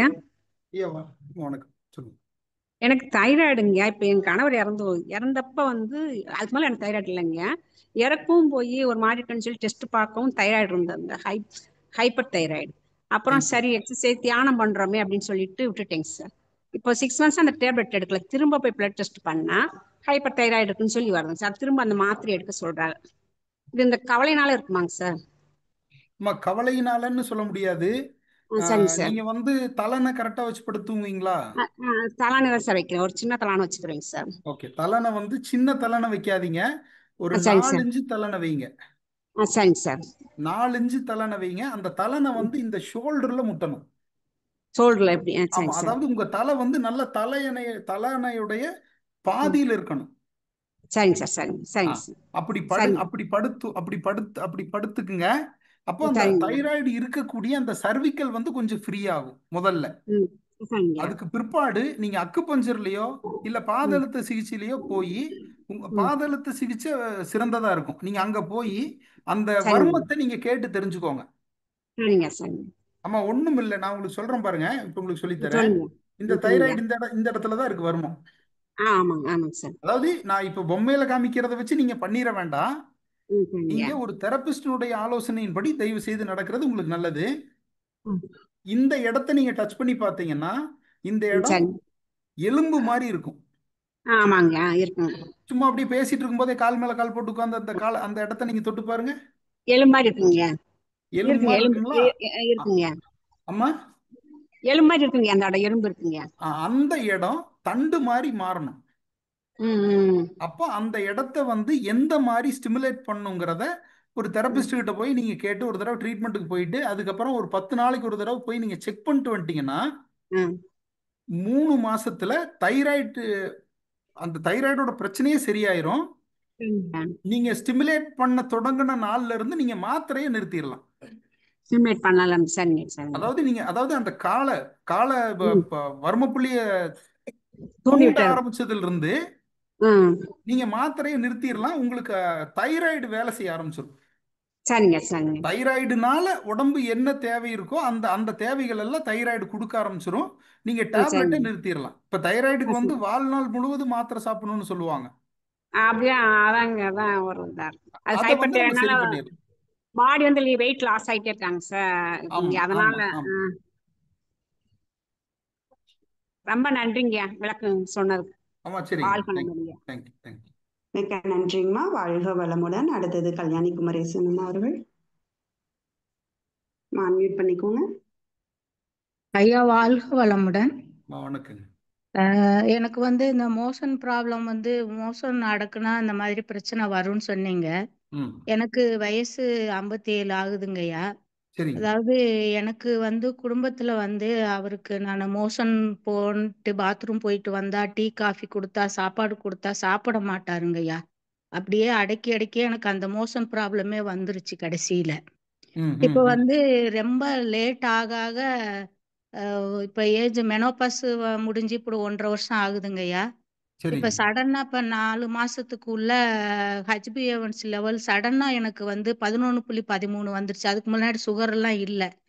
ஏன்னா சரிங்க. மகரிஷியோட இது 2001 26 வருஷமா இந்த வாழ்வியல்ல தான் இருக்கிறேன். யோகா மெடிடேஷன்னு இயற்கை சரிங்க. வாழ்வியல்ல 3 வருஷமா இருக்கிறேன்.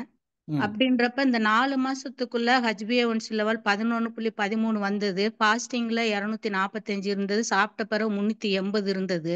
ம் ம் ம் எதனால அப்படின்னா ஹார்மோன் சேஞ்சஸ்னால கூட இருக்கலாம் அப்படின்னு சொன்னாங்க. ஃபுல் பாடி செக்கப்பும் பண்ணிட்டேன், எல்லா ஆர்கன்ஸும் நல்லா இருக்குன்னு சொல்லிட்டாங்க. சரிங்கம்மா. இப்ப வந்து இயற்கை வாழ்வியல் வந்து எல்லா டீ காஃபி எதுவுமே குடிக்காம சுகர் எதுவும் எடுத்துக்காம கம்ப்ளீட்டா ஸ்டாப் பண்ணிட்டு இதுல ம், இருக்கிறதுனால இப்ப வந்து 99 வந்துருச்சு ஃபாஸ்டிங்ல. நல்லது, ரொம்ப சந்தோஷம். சாப்பிட்டதுக்கு பிறகு 118 120 அந்த மாதிரி தான் இருக்கு. கரெக்ட் இதுக்கு கொண்டுட்டு வந்துட்டேன். ஆனா சரிங்க. இப்ப எனக்கு என்ன பிரச்சனைனா மோஷன் வந்து கீழே இறங்கி நிக்குது. மோஷன் ம் சிம்டம்ஸ்வே எந்திரிச்ச உடனே எனக்கு வர்றதே இல்ல. ம் அப்படி ம் ம் சிம்டம்ஸ் அந்த நாளுக்குள்ள வந்தா கூட எனக்கு கீழே வந்து ரொம்ப இறுக்கமாயிருது. ம் அது ம் ம் ரொம்ப கஷ்டப்பட்டு புஷ் பண்ணி தள்ளுனா பின்னாடி வர்றதெல்லாம் லூஸா இருக்குது. ஸ்டார்டிங்ல 2 இன்ச் அளவுக்கு ரொம்ப இதா ஹார்டா ஆயிடுது. புரியுதுமா. டேப்லெட் போட்டா கூட வர்றதில்ல. காய்கறி, ம், நார்ச்சத்து எல்லாம் தான் சாப்பிடுறேன். தண்ணி நீங்க ம், சொன்ன மாதிரி தான் குடிக்கிறேன். சரிங்க. அப்புறமும் எதுக்குங்கய்யா இப்படி இருக்கு? ஜீரணமும் சரியா பாருது இல்ல. சரிங்கம்மா. அம்மா, நீங்க படுக்கிற பெட் வந்து எத்தனை இன்ச்சுங்கம்மா? இல்லைங்கய்யா, நான் பெட்லயே படுக்க மாட்டேங்கய்யா, தரையில தான் படுப்பேன்.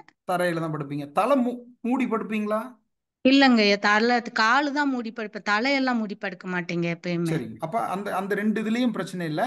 நம்ம ஒன்றும் இல்லை. இது என்னன்னு கேட்டிங்கன்னா, ஆனஸ் பாயிண்ட்டுக்கு வந்து தண்ணி பத்துறது இல்ல. தண்ணி வந்து எவ்வளவு குடிக்கிறீங்க ஒரு நாளைக்கு? தண்ணி ஒரு நாளைக்கு 2 லிட்டர் அளவுக்கு தாங்கய்யா குடிக்கிறேன், முடிஞ்ச அண்ணாந்து அளவுக்கு குடிப்பீங்களா, குடிக்கிறேன். வாய் வச்சு குடிப்பீங்களா? இல்ல, வாயில ஊத்திட்டு அது 7 மடக்கு 5 மடக்கு அந்த கவுண்டிங்ல தான் எப்பயுமே குடிப்பேன். ஆமா, அதான் உமிழ்நீர் சுரக்குமா? நீங்க தண்ணி நீங்க குடிக்கும்போது, தண்ணி குடிக்கும்போது உமிழ்நீர் கலக்குமா? உமிழ்நீர் நல்லா கொப்பளிச்சு தாங்கய்யா இது பண்ணுவேன், ஆனா உமிழ்நீர் நல்லா சுரக்குமான்றது நான் கவனிக்கல. ஆனா சரி சரி. கொப்பளிச்சு தான் நிதானமா அதை ஹீட் பண்ணி தான் குடிப்பேன். ஹீட் பண்ணும்போதே உங்களுக்கு உமிழ்நீர் சுரந்திருக்கும். சரிங்கம்மா. அப்போ இப்போ இப்போ இப்போ நீங்கள் உங்களுடைய பகுதியில், உங்களுடைய வாழ்வியல நீங்கள் ரொம்ப கரெக்டாக தான் இது பண்ணுறீங்க. உங்களுக்கு உடம்பு சமீப காலத்தில் குண்டாகுதுங்களா, இளைக்குதுங்களா? இல்ல, கொஞ்சம் இது 67 கிலோ கொஞ்சம் வெயிட் போட்டேங்கய்யா. சரிங்க. ஆனா இந்த இதுல வந்து தைராய்டும் லைட்டா ஸ்டார்ட் ஆயிருக்குன்னு சொல்லியிருந்தாங்க. ம் ஆனா ம் இந்த ம் சுகர் சுத்தமா ஸ்டாப் பண்ணுனதுல எனக்கு டிராஸ்டிக்கா 7 கிலோ 10 கிலோ வரைக்கும் குறைச்சிட்டேங்கய்யா. ம் ம் ம் ம் ம். சுகர் ஸ்டாப் பண்ணதுனால 3 4 மாசத்துல கம்ப்ளீட்டா வந்து இந்த பழத்துலயும் காயிலையும் வர்றதுனால அந்த சுகரே போதுமான அளவா இருந்ததா, ம் ம் அதனால ம் சுகரையும் கட் பண்ணி கண்ட்ரோலுக்கு கொண்டுட்டு வந்துட்டேன். ம். வெயிட் லாஸும் ஆயிருச்சுங்கய்யா, நல்லா சரி. 10 கிலோ வரைக்கும் குறைச்சிட்டேன். ம் ம் ம். வெயிட் குறையுதுன்னா நல்லது. உங்களுக்கு இந்த இடத்த தொட்டு பார்த்து கால் எப்படி இருக்குன்னு சொல்லுங்க. ஒரே அளவா கு- எலும்பு ஒரே லெவலா தாங்கய்யா இருக்குது, எலும்பெல்லாம் தெரியல துருத்திக்கிட்டு. அம்மா, அந்த இடம் வந்து நீங்க தொடும்போது கொல கொலன்னு இருக்கா, தண்டு மாதிரி இருக்கா, எலும்பு மாதிரி இருக்கா? தண்டு மாதிரி தாங்கய்யா இருக்கு, எலும்பு தண்டு மாதிரி இருக்கு. ஆ. அப்போ அம்மா, அப்போ ஒன்றும் இல்லை. நீங்கள் வந்து ஹேனஸ் பாயிண்ட்டை மட்டும் கொஞ்சம் ஃப்ரீ பண்ணிட்டீங்கன்னா போதும். இதுக்கு ட்ரீட்மெண்ட் தான் அவசியம். வாழ்வியல் கரெக்டாக இருக்குது, குடிக்கிற தண்ணி கரெக்டாக இருக்குது. நீங்கள் சொல்கிற அந்த கால் நீங்கள் டச் பண்ணி பார்த்துட்டு அந்த இடம் தண்டு மாதிரி இருக்குது அப்படிங்கிற போது அது வந்து தைராய்டும் நார்மலாக தான் இருக்குது. இப்போ வந்து நீங்கள் சும்மா ஒரு எப்படி சொல்கிறது, ஒரு தெரபிஸ்ட் கிட்ட போய் ரெஃப்ளக்ஸ் ஃபுட் ஃபுட் ரெஃப்ளக்ஸாலஜியில் லார்ஜ் இன்டென்சிட்டியை மட்டும் ஸ்டிமுலேட் பண்ணிட்டீங்கன்னு சொல்லியாச்சுன்னா ஆனஸ் பாயிண்ட் எல்லாம் கொஞ்சம் ஃப்ரீ ஆயிரும், நல்லா ரிலாக்ஸா இருப்பீங்க, சரியாயிரும். சரிங்க ம். சரிங்க. ஆமா நன்றிங்க ஆமா. ஐயா, வாழ்க நன்றி வளம். நன்றி நன்றி. வாழ்க வளம். வாழ்க வளம். மிக்க நன்றிங்கம்மா, வாழ்க வளமுடன். அடுத்ததாக ஓப்போ A76 அன்மியூட் பண்ணி உங்களோட கேள்வி கேட்கலாம். அம்மா அன்மியூட் பண்ணிக்கோங்க. அடுத்தது போயிடுங்க. விவோ அடுத்ததுங்கம்மா, விவோ V2. ஐயா வாழ்க வளமுடன் ஐயா. வாழ்க வளம். ஐயா எனக்கு பித்தப்பையில கல் இருந்துச்சுங்கய்யா முன்னாடி. இப்ப வந்து அந்த பித்த நீர் சுரக்கிறது வந்து பாத்தீங்கன்னா, இப்ப ஏதாவது கொஞ்சம் அதிகமா ஒரு இனிப்பு ஏதாவது சாப்பிட்டா கொஞ்சம் கசக்கிற மாதிரி இருக்குங்க ஐயா. மத்தபடி ஒண்ணும் செய்யல எனக்கு. ஆனா காலையில ரொம்ப பசிக்குதுங்க ஐயா, ரொம்ப அதிகமா பசிக்குது காலை நேரத்துல எழுந்திரிச்ச உடனே. அப்புறம் ஏதாவது சாப்பிட்டா சரியாயிடும். சாயந்தரத்துக்கு அது மாதிரி இப்ப வேற ஏதாவது ஒரு கடலை மிட்டாய் அது மாதிரி சாப்பிட்றோன்னு வச்சுங்களேன், 2 சாப்பிட்டோம் அப்படின்னாக்கா கொஞ்சம் வாய் கசக்கிற மாதிரி இருக்கும். ம், ம், ம். உங்களுக்கு தலைவலி ஏதாவது இருக்குங்களா? தலைவலி எல்லாம் எதுவுமே இல்லைங்கய்யா. தலைவலி எல்லாம் எதுவுமே இல்லை. இல்லைங்கய்யா. காலையில பல்லு தேய்க்கும் போது நாக்கு நம்ம டங் கிளீன் பண்ணுவோம்ல, ஆமாங்க ஐயா. அந்த அப்படி டங் கிளீன் பண்ணும்போது கசப்பா வாந்தி ஏதாவது வருங்களா? இல்லைங்கய்யா, அதெல்லாம் வராதுங்கய்யா. ம் அதெல்லாம் வராது. ஆனா பசிக்கும் காலையில எழுந்திரிச்சு, ரொம்ப டாய்லெட் போயிட்டு காலையில போயிடுவேன் சில டைம்ல, கொஞ்சம் லேட்டாகும் எப்பயாச்சும். ம். அந்த மாதிரி டைம்ல பசி ரொம்ப அதிகமா இருக்கும், ஏதாவது என்ன சாப்பிடலான்னு தோணும் எனக்கு காலையில எனக்கு. சுகர் ஆனா செக் பண்ணியிருக்கீங்களா? இல்லைங்கய்யா, செக் அம்மா, பண்ணிருக்கேன், இல்ல. இல்லைங்கய்யா. நார்மலா இருக்கு. ஆ, நார்மலா இருக்கு. ஆனா சரிங்க. ஏதாவது சாப்பிட்டா சரியாயிடும். ஏதாவது சாப்பிட்டோம்னா சரியாயிடும் ஆகாரம் ஏதாவது. பித்தப்பையில கல் இருந்ததுன்னு சொன்னீங்கல்ல, ஆமாங்கய்யா. அது எப்படி சரியாச்சு? அது வந்து அதுக்கப்புறம் நான் டெஸ்ட் எடுக்கல. அது முன்னாடி சரிங்க. இந்த சிம்டம்ஸ் இல்ல எனக்கு. சரிங்க. ஆனா வந்து ஏதாவது சாப்பிட்டா மட்டும்தான் எனக்கு வந்து இப்ப கொஞ்சம் கொஞ்சம் கூட சாப்பிட்டுட்டேன்னா, ஒண்ணு சாப்பிடறதுக்கு பதிலா 2 சாப்பிட்டா அந்த மாதிரி கொஞ்சம் லேசா கசக்கிற மாதிரி இருக்கும், கொஞ்சம் ஜீரணம் ஆயிட்டா சரியா போயிடும் அது. ம். சரிங்க. ஆமாங்க ஐயா. இல்ல, பித்தப்பையில கல் இருக்குன்னு உங்களுக்கு யார் சொன்னதுன்னு கேக்குறேன். எப்படி எப்படி உங்களுக்கு நீங்க தெரிஞ்சுக்கிட்டீங்க? அது வந்து ஸ்கேன் பண்ணும்போது எனக்கு இந்த மெனோபாஸ் டைம்ல ஸ்கேன் பண்ணும்போது தெரிஞ்சதுங்க ஐயா. அதுக்கப்புறம் ட்ரீட்மெண்ட் எடுத்துக்கிட்டேன். நான் ட்ரீட்மெண்ட் எடுத்துக்கிட்டேன். சரி ட்ரீட்மெண்ட் எடுத்துக்கிட்டு சித்தாவில் தான் எடுத்துக்கிட்டேன். சரி சரி. சித்தாவில் எடுத்துக்கிட்டு அவங்க சொன்ன அளவு முறை கரெக்டா ஃபாலோ பண்ணிட்டு இருந்தாங்க ஐயா. ம் ம் ம் ம் ம் அது மாதிரி எதுவுமே சாப்பிடுறது, நான்வெஜ் எல்லாம் சாப்பிடுறது கிடையாது, எண்ணெயில பொரிச்சது அந்த மாதிரி எதுவும் கிடையாது. ம் காய்கறி அளவா கரெக்டா சாப்பிட்டுக்கிட்டு இருந்தேன். அது கொஞ்சம் பரவாயில்லைங்க ஐயா. இப்ப எனக்கு ம் என்னன்னா அது ஏதாவது சாப்பிட்டா கொஞ்சம் வாய்க்கு லேசா கசக்கிற மாதிரி இருக்கும், கொஞ்சம் அதிகமா சாப்பிட்டா. ம் ம் அதுக்கப்புறம் ம் காலையில பசி எடுக்கும், கொஞ்சம் நல்லா எடுக்குது. ம் ம் ம். அதுதான் இப்ப வேற ஒண்ணும் இல்லைங்கய்யா. சரிங்கம்மா. அம்மா ஒன்றும் இல்லை, நீங்கள் ஒரு ஒரு 4 நாள் பிளாக் காஃபி சுகர் இல்லாமல் குடிங்க. பிளாக்னா சரிங்கய்யா. எப்படிங்கய்யா அதாவது வர காப்பின்னு நம்ம சொல்லுவோம் இல்லையா, பிளாக் காஃபி. அதான் டீ தூள் போடணுங்களா இல்ல நான் ஆமா, இஞ்சி காஃபி அந்த காஃபி பவுடர். காஃபி பவுடருங்களா? சரிங்கய்யா. ஆமாம் ஆமாம், பிளாக் காஃபி. ஆ பிளாக் காஃபி வந்து சுகர் இல்லாமல் குடிங்க. ஆ லிவர் கொஞ்சம் சுத்தமாகும். சரிங்கய்யா. லிவர்ல இருந்து சுரக்கக்கூடிய பைல் ஜூஸ் வந்து கண்ட்ரோல் ஆகும். சரிங்கய்யா. நம்ம பைல் ஜூஸ் கண்ட்ரோல் ஆயிருச்சுன்னு சொல்லியாச்சுனாலே பிலிரூபினுடைய சுரக்கிற அளவு குறையும், அதாவது நார்மல் சரிங்கய்யா. ஆகும். சரிங்கய்யா. காஃபி பவுடர் இருக்குங்களா, அது சொல்றீங்களா? அந்த இது அது மட்டும் போட்டு குடிக்கணும். ஆமா, காஃபி பவுடர் மட்டும், அதாவது சிக்கரி மிக்ஸ் பண்ணாதது. இப்போ உதாரணமா ஆ இன்ஸ்டன்ட் காஃபி எல்லாம் இருக்கு இல்லையா, ப்ரூ, ஆ நெஸ்கஃபே எல்லாம் இருக்கு இல்லைங்களா, ஆமாங்க. அந்த காஃபி இல்லாம ஆ ஆ இந்த சாதாரண நம்ம அந்த பீன் வாங்கி அரைச்சாலும் சரி, இல்லைன்னா இந்த கிரீன் லேபிள், ஆ இந்த கண்ணன் காஃபி எல்லாம் சொல்றோம் இல்லைங்களா, சாதாரணமா காஃபி பவுடர் விற்கும்ல, சரிங்கய்யா. சரிங்கய்யா. அந்த காஃபி பவுடர் வாங்கி பிளாக் காஃபி போட்டு சுகர் இல்லாம சர்க்கரை கலக்காம கொஞ்சம் கசப்பா குடிங்க, ஒரு 4 நாள் மட்டும் குடிங்க. காலையில மட்டும். ஆமா சரிங்கய்யா. ஆமா, அப்படி குடிக்கும்போது உங்களுக்கு லூஸ் மோஷன் ஆகும். சரிங்கய்யா. ஒரு தடவை தான் ஆகும், சரிங்கய்யா. பயப்பட வேண்டாம், ஒரே ஒரு தடவை தான் ஆகும். அதுக்கப்புறம் கம்ப்ளீட்டா அது சரியாயிரும். நன்றிங்கய்யா. நன்றிம்மா. நன்றிங்கய்யா. வாழ்க ரைட். வளமுடன். வாழ்க வளமுடன். நன்றிங்கம்மா. வாழ்க வளமுடன். அடுத்ததாக KS விஜயன் அவர்கள். வாழ்க வளமுடன். அன்மியூட் பண்ணிக்கோங்க. KS விஜயன். அடுத்ததாக ஜெயாமா அவர்கள்.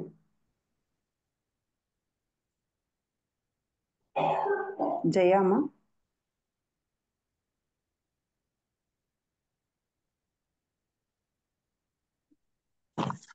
வாழ்க வளமுடன். ஜெயாமா.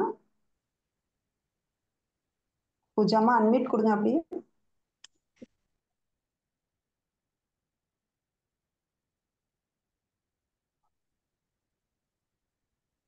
அம்மா அடுத்து போயிடுங்க, எடுக்கலன்னா. ஓகேங்கம்மா.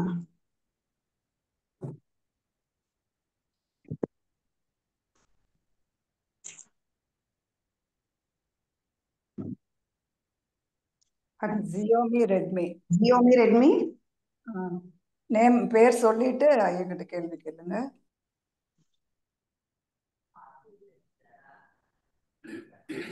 ஓப்பன் ஆகலையாங்கம்மா? இல்லை, நீங்க ஒரு டைம் ட்ரை பண்ணி பாருங்க.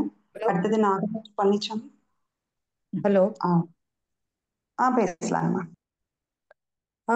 சார், என்னோட அண்ணனுக்காக கேட்குறேன். சொல்லுங்க மேடம்.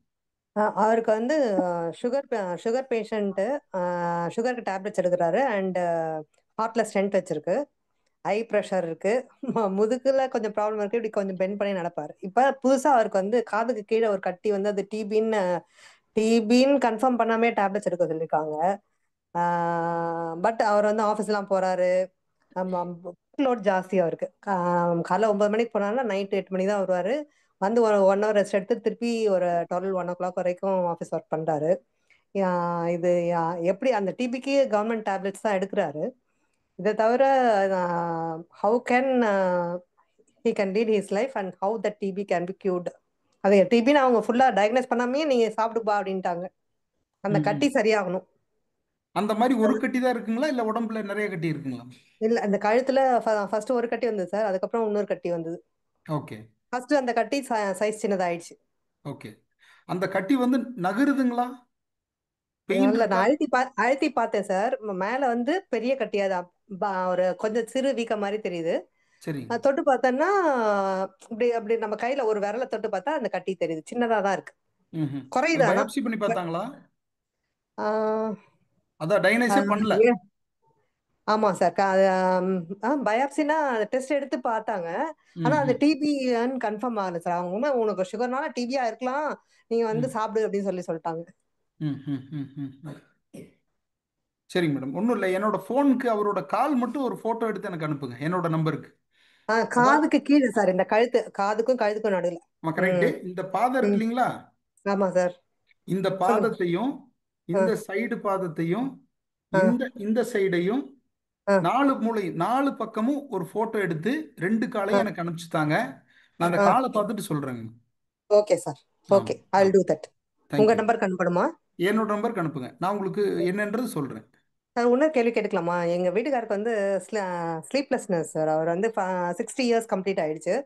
அவர் வந்து 1 மணிக்கு தான் தூங்குறாரு. இத்தனையும் நாங்க 8:30 9 மணிக்கெல்லாம் சாப்பிட்றோம். சரிங்க. அதுக்கப்புறம் ஆனா அவருக்கு அது எனக்கு மைண்ட்லயே அப்படி பதிவாயிடுச்சு. அப்படி பையனுக்கு வந்து கொஞ்சம் என் பையனுக்கு வந்து கொஞ்சம் ஸ்ட்ரெஸ்னால டேப்லெட்ஸ் எடுக்கிறான். 24 இயர்ஸ் நான் only is going to complete is degree. அந்த ஒரினஸ் அவருக்கு அன்கான்ஷியஸ் சப்கான்ஷியஸ் மைண்ட்ல இருக்கிறதுனால தூக்கம் வரலையா? அண்ட் ம் பாடி வெயிட் கொஞ்சம் 90 கேஜிஸ் இருக்கார். இருப்பாங்க. தூங்குறதுக்கு என்ன பண்ணணும்? மேடம் ஒன்றும் இல்லை, லங்ஸ் கொஞ்சம் ஃப்ரீ ஆயிருச்சுன்னா, ம் நுரையீரல் கொஞ்சம் ஃப்ரீ ஆயிருச்சுன்னா நல்ல தூக்கம் வரும். அவர் ம் வந்து காலையில மூச்சு பயிற்சி செய்ய சொல்லுங்க. செய்வாங்களா?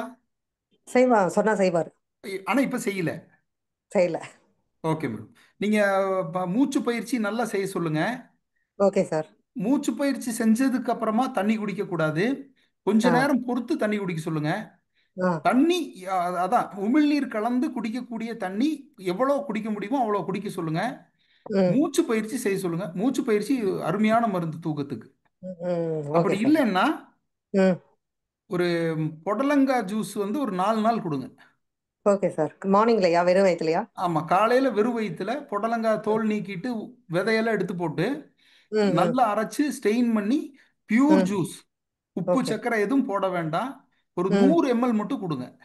ம் 4 நாளைக்கு. ஆமா ஆமா ஆமா. எங்க ஃபேமிலி, நான் அவங்க அவங்க கூட பிறந்தவங்க எல்லாருக்குமே அந்த தூக்கமின்மை, அது கூட ஜீனா என்னன்னு தெரியல. அப்படியெல்லாம் இல்லை மேடம், இது ஜெனட்டிக்கெல்லாம் வராது. அவங்க அவங்களுடைய தனிப்பட்ட பிரச்சனை தானே. Okay sir, thank you thank you, very kind of you. சரி ரொம்ப சரிங்க. நல்லா இருந்தது உங்க speech, useful. Thank you thank you thank you. Thank you. மிக்க நன்றிங்கம்மா. வாழ்க வளமுடன். அடுத்ததாக நாகராஜ் பழனிசாமி ஐயா அவர்கள் அன்மியூட் பண்ணிட்டு பேசுங்கம்மா. ஐயா நாகராஜ் வாழ்க வளமுடன். நாகராஜுங்க. வணக்கங்க. ஐயா எனக்கு என்ன பிரச்சனைனா, நைட்டு சாப்பிட்ட பிறகு ஒரு 1/2 மணி நேரம் 1 மணி நேரம் கழிச்சு தான் படுக்கிறேன். ம் ஆனாலும் படுத்தா பாத்தீங்கன்னா எனக்கு வந்து நெஞ்சு எரிச்சல் ஆகுதுங்க ஐயா.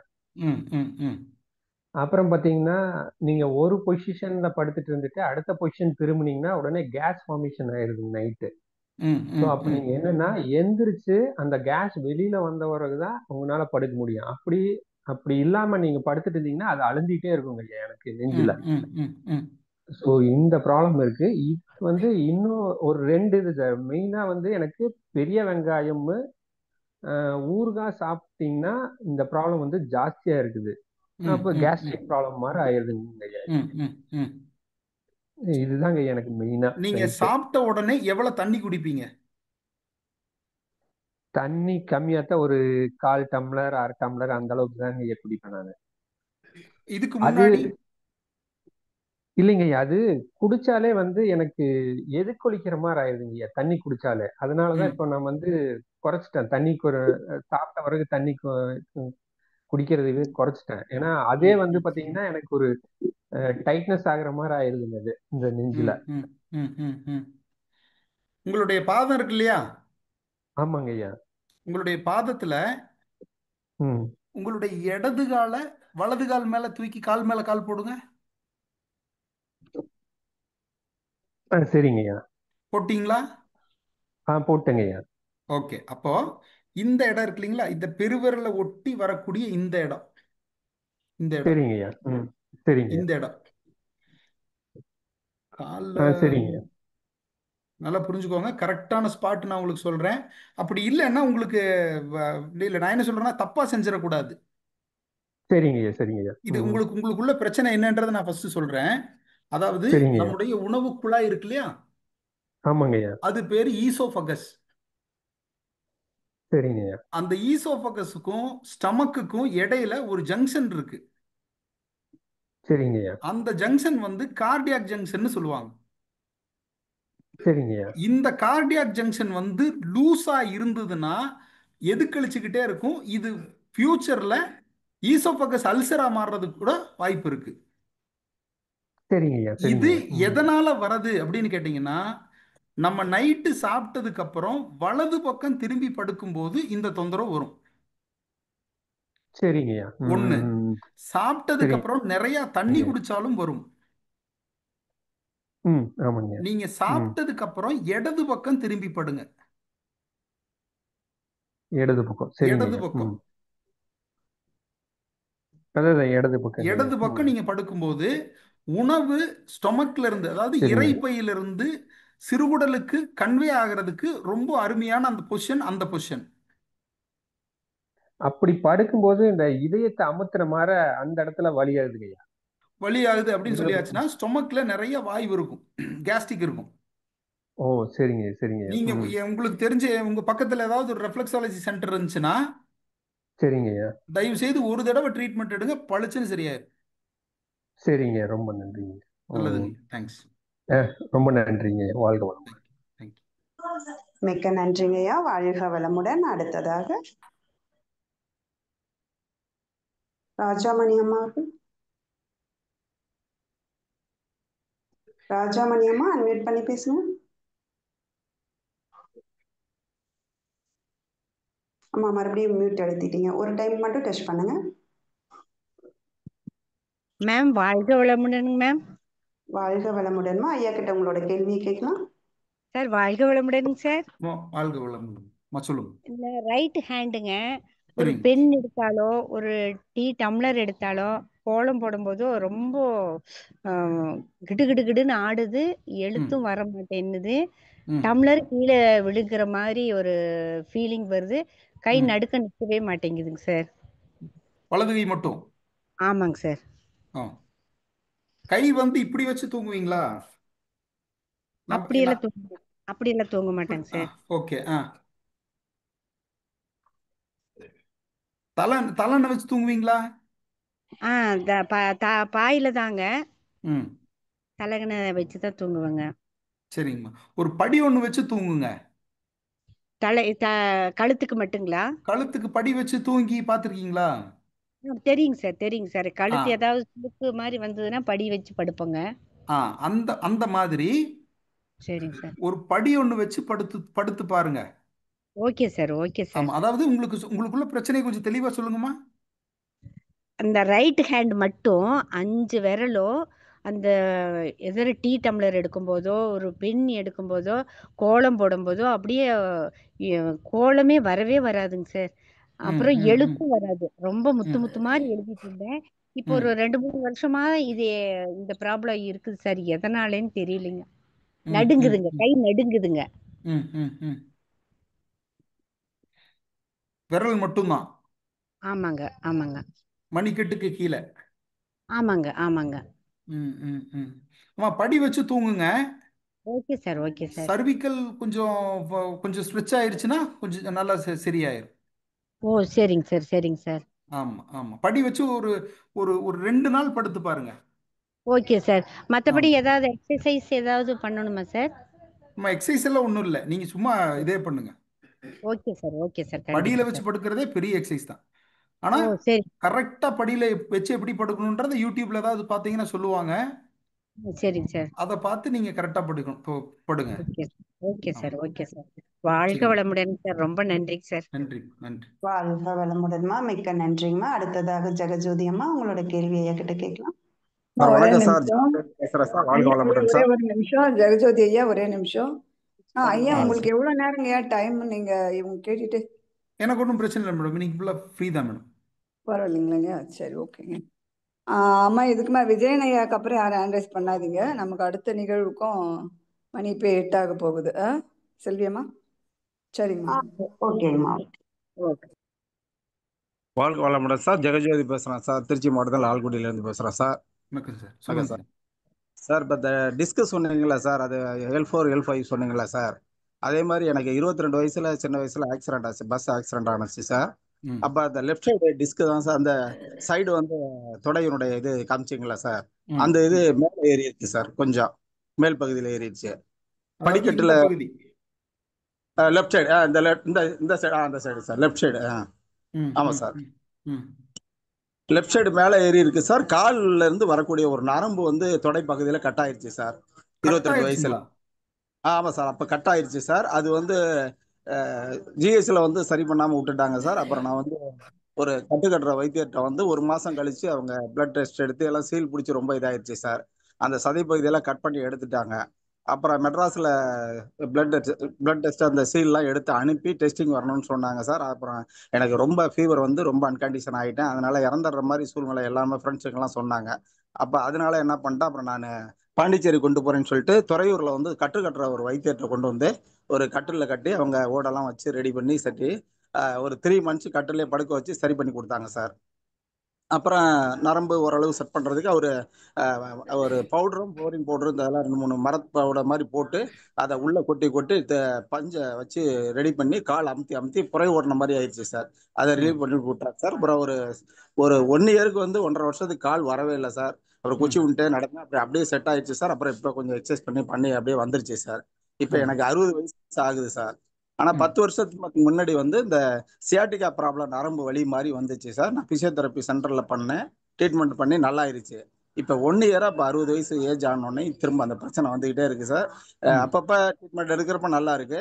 திரும்ப பார்த்தீங்கன்னா இப்போ 6 மந்த் தான் ரொம்ப சிவியரா இருக்கு. அதே போல கை கால் எல்லாமே மதன் இருக்கு சார். அதே போல தியானம் பண்றதுக்கு ஒரு 10 நிமிஷத்துக்கு மேல என்னால் உட்காரவே முடியல சார். அந்த மாதிரி சூழ்நிலையா இருக்கு சார். உங்களுக்கு எந்த சைடு இடுப்பெலும்பு தூக்கி இருக்குன்னு சொன்னீங்க? Left side sir. Left side. உங்களுடைய லெஃப்ட் சைடு. ஆனா வலி இருக்கிறது ரைட் சைடு தான் அதிகமா இருக்கு சார். ரைட் சைடு தான் வலிக்கும் சார். நீங்க வந்து உங்களுடைய வலது காலில் மட்டும் செருப்பு போட்டுட்டு சரிங்க சார் ஒரு டெய்லி ஒரு 1 கிலோமீட்டர் 2 கிலோமீட்டர் நடங்க. சரிங்க சார்.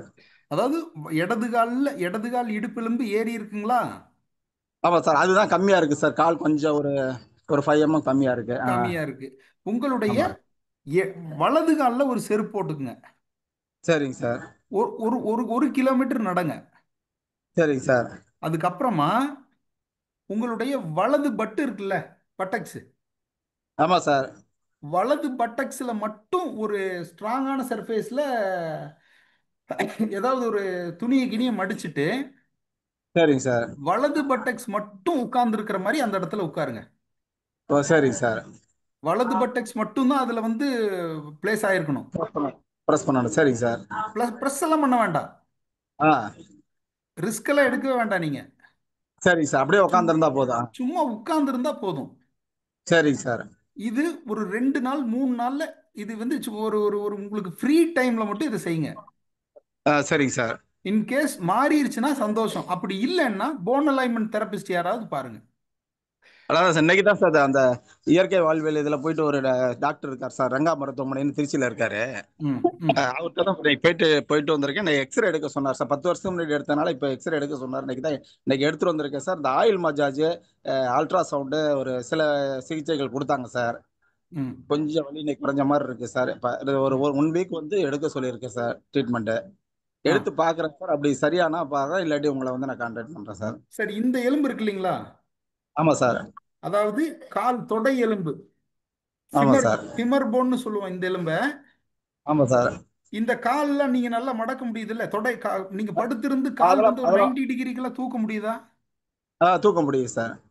அப்போ வந்து உங்களுக்கு பெல்விக்கு மட்டும் செக் பண்ணா போதும் சார். இது வந்து கைரோல பேட்ல வந்து அழகா இதை சரி பண்ணிடலாம். சரிங்க சார். முன்னாடி லெஃப்ட் சைடு மட்டும் ஒரு 5 mm ஹீல்ஸ் வச்சு பண்ணி செருப்பல் போட்டுட்டு இருந்தேன் சார். இப்போ ஒரு போடாம இருக்கேன். நீங்க நல்லா நடக்கிறதுக்கு நல்லா இருக்குமே ஒழிய சரியாகாது. தெரியாது. ஆமா சார். ஆமா சார். நீங்க நான் சொன்ன 2 மெத்தடை ஃபாலோ பண்ணுங்க. சரிங்க சார். எந்த சைடு நீங்க அதிகமா நொண்டி நடக்கிறீங்களோ அதுக்கு ஆப்போசிட் சைடுல ஒரு செருப்பு போட்டுக்குங்க. சரிங்க சார். அந்த செருப்பு கொஞ்சம் கெட்டியா இருந்தா ரொம்ப நல்லது. நல்லது. சரிங்க சார். ஒரு 1/2 கிலோமீட்டர் ஃபர்ஸ்ட் நடங்க. 2வது நாள் 1/2 கிலோமீட்டர் நடங்க. அப்படி ஒரு கிலோமீட்டரா சேர்த்திருங்க. சரிங்க சார். அதுக்கப்புறம் உங்களுடைய வலது பட்டக்ஸுக்கு கீழே கொஞ்சம் கெட்டியான துணியை நல்லா கெட்டியா சுருட்டிட்டு, சரிங்க சார், ஒரு பட்டக்ஸ் ரைட் பட்டக்ஸ் கீழே மட்டும் அந்த துணியை வச்சுட்டு நல்லா ஸ்டெடியா உட்காருங்க. சரிங்க சார். ஆமா, சேக்ரம் எலும்பு, அதாவது இந்த எலும்பு சீரா இருந்தால் சரிங்க சார். இந்த எலும்பு நான் இப்ப கை வச்சிருக்கிற இந்த எலும்பு சீரா இருந்தா இந்த ரெண்டு மெத்தட்லயே பெல்விக் ஸ்ட்ரைட் ஆயிரும். சரிங்க சார். ஒருவேளை இந்த சேக்கிரம் வந்து கொஞ்சம் கோணையா இருந்து பெல்விக்ல எங்கேயாவது முட்டி இருந்தால் சரிங்க சார். நம்ம தெரப்பி தான் பண்ணணும். சரிங்க சார். சரிங்க ஆனா சார். அருமையா சரி பண்ணிடலாம் சார். சரிங்க சார். அதான் ரைட் சைடு மூட்டு வந்து கொஞ்சம் வீக்கமாயிட்டு வலி இருந்துகிட்டே பயங்கரமா நடக்க முடியாம கொஞ்சம் இதா இருக்கு சார். ரைட் என்ன சைடு மூட்டு காரணம்? அதான் என்னன்னு தெரியல சார். அது வலது சார் அது கால்லயே அந்த நீங்க நிக்கிறதுனால காரணம். லோடு அதிகமா கொடுக்கறனால லோடு அதான் சார் அதிகமா கொடுக்கறதுனால வர பிரச்சனை இது. இது பிரச்சனை. பெல்விக் அதான் சரியானோடனே ஒரு 2 நாள்ல அது அந்த பெயினும் சரியாயிரும், கால் வீக்கெல்லாம் வத்திரும். சரிங்க சார். அவ்வளவுதான் சரிங்க சார். சார். நீங்க சொல்ற ஃபாலோ பண்ணி பாக்குறேன் சார். அப்படி இல்லைன்னா நான் உங்களை வந்து நேரா பாக்குறேன் சார். நல்லது சார். கடைசியா தேங்க்யூ. நம்பர் மட்டும் கொஞ்சம் கொடுக்க சொல்லுங்க sir. Okay, thanks sir. Very நன்றி சார். நன்றி சார். நன்றிங்க ஐயா. வாழ்க வளமுடன். அடுத்ததாக திரு அவர்களை தொடர்ந்து பானுமதி அம்மா ரெடியா இருந்துக்கோங்க. திரு ஐயா. ஐயா வணக்கம். அம்மா வணக்கங்க. அம்மா சொல்லுங்க. இன்னைக்கு உங்க ஸ்பீச் ரொம்ப நல்லா இருந்ததுங்க சார். நன்றிம்மா. நான் திருப்பூர்ல இருந்து பேசுறேங்க சார். சரிங்க. எனக்கு ஏஜ் 65 ஆச்சு. சரிங்க. 2 கேள்வி இருக்குங்கய்யா, ஷார்ட்டா கேட்டுறேன். வி சொல்லுங்க. Are running out of time. எனக்கு 2023ல ரொமட்டாய்டுன்னு கன்ஃபார்ம் பண்ணாங்க சார். சரிங்கம்மா. அதுல இருந்து நேச்சுரோபதியில் இருக்குங்க. சரிங்க. கால் முட்டி லெஃப்ட் முட்டி மட்டும் வீங்கி இருந்தது. உடனே ரொமட்டாய்டு பார்த்துட்டோங்க. இப்போ 2.5 இயர்ஸ் ஆச்சுங்க சார். இப்போ நான் டயட் ஃபுல்லா நேச்சுரோபதி தாங்க சார். 100% நேச்சுரோபதி. சரிங்க. கூடவே யோகா எக்ஸசைஸ் இருக்குங்க சார். இப்போ எனக்கு I am physically well, but நம்ம அந்த குத்த வச்சு உட்கார்ற இல்லைங்க சார், அந்த பொசிஷன்ல நீ 2 வலிக்குதுங்க சார். முட்டி வலிக்குது. பெல்விக் போன் உட்கார்ந்து எந்திரிக்கும் போது வலிக்குதுங்க. இடுப்புல. அடுத்தது ஆமாங்க சார். சரிங்க. அடுத்தது தலையில ஒரு நடுக்கங்க சார். அது கிட்டத்தட்ட 10 இயர்ஸ்க்கு முன்னாலே இருந்ததுங்க சார். ஒரு நியூரோவை பார்த்தோம்.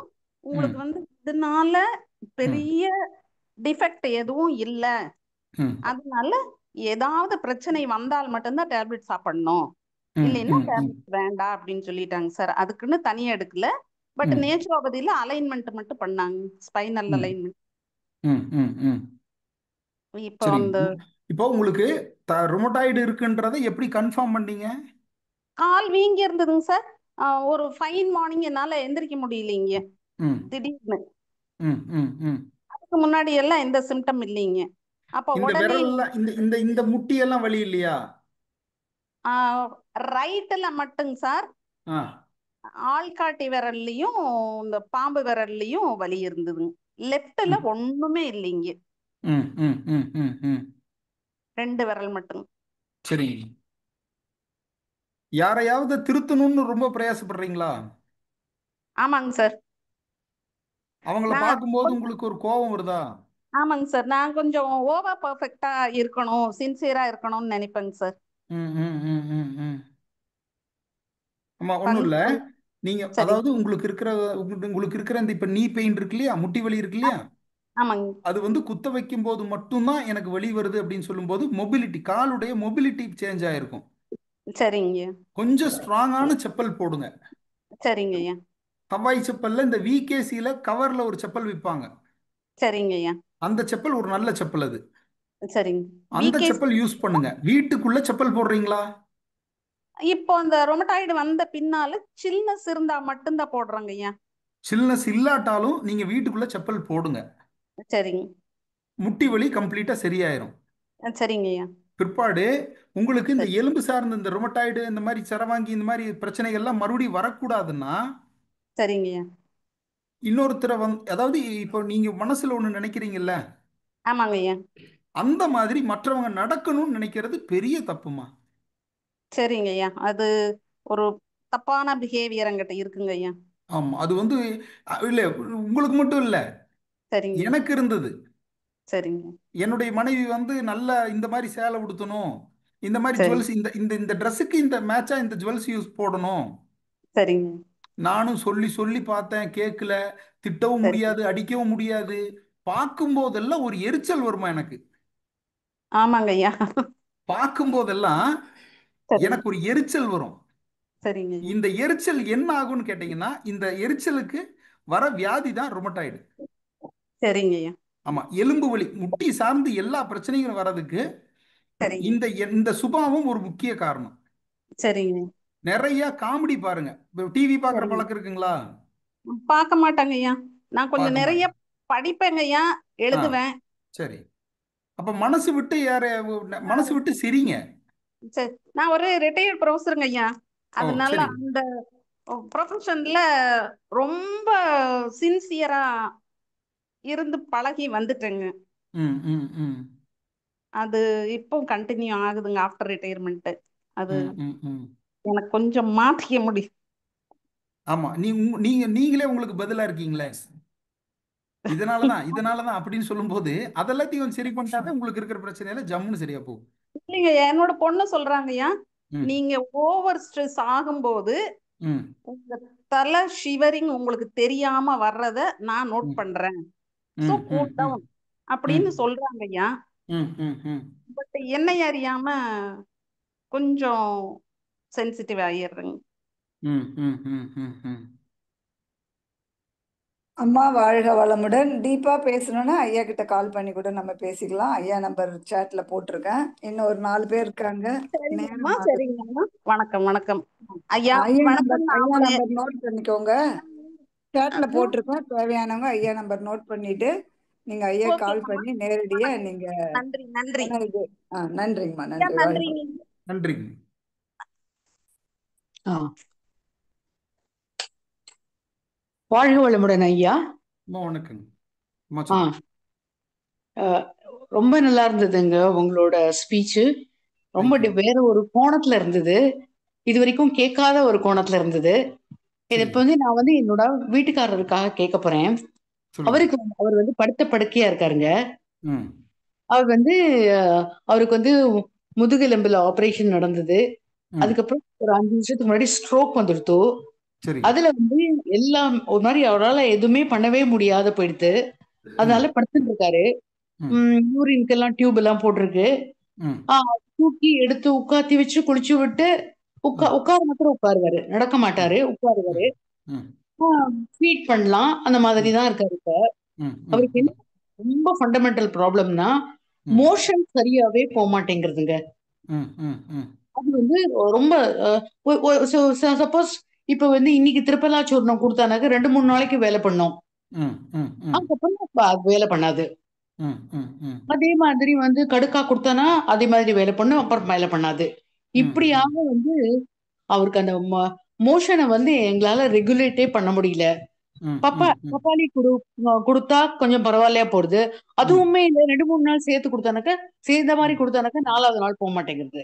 ம் ம் ம் ம் சில சமயம் 1 வாரம் கூட போக மாட்டேங்கிறது. சரிங்க மேடம். அது எப்படி கரெக்ட் பண்றது அப்படின்னு எங்களுக்கு தெரியவே இல்லை இப்போ.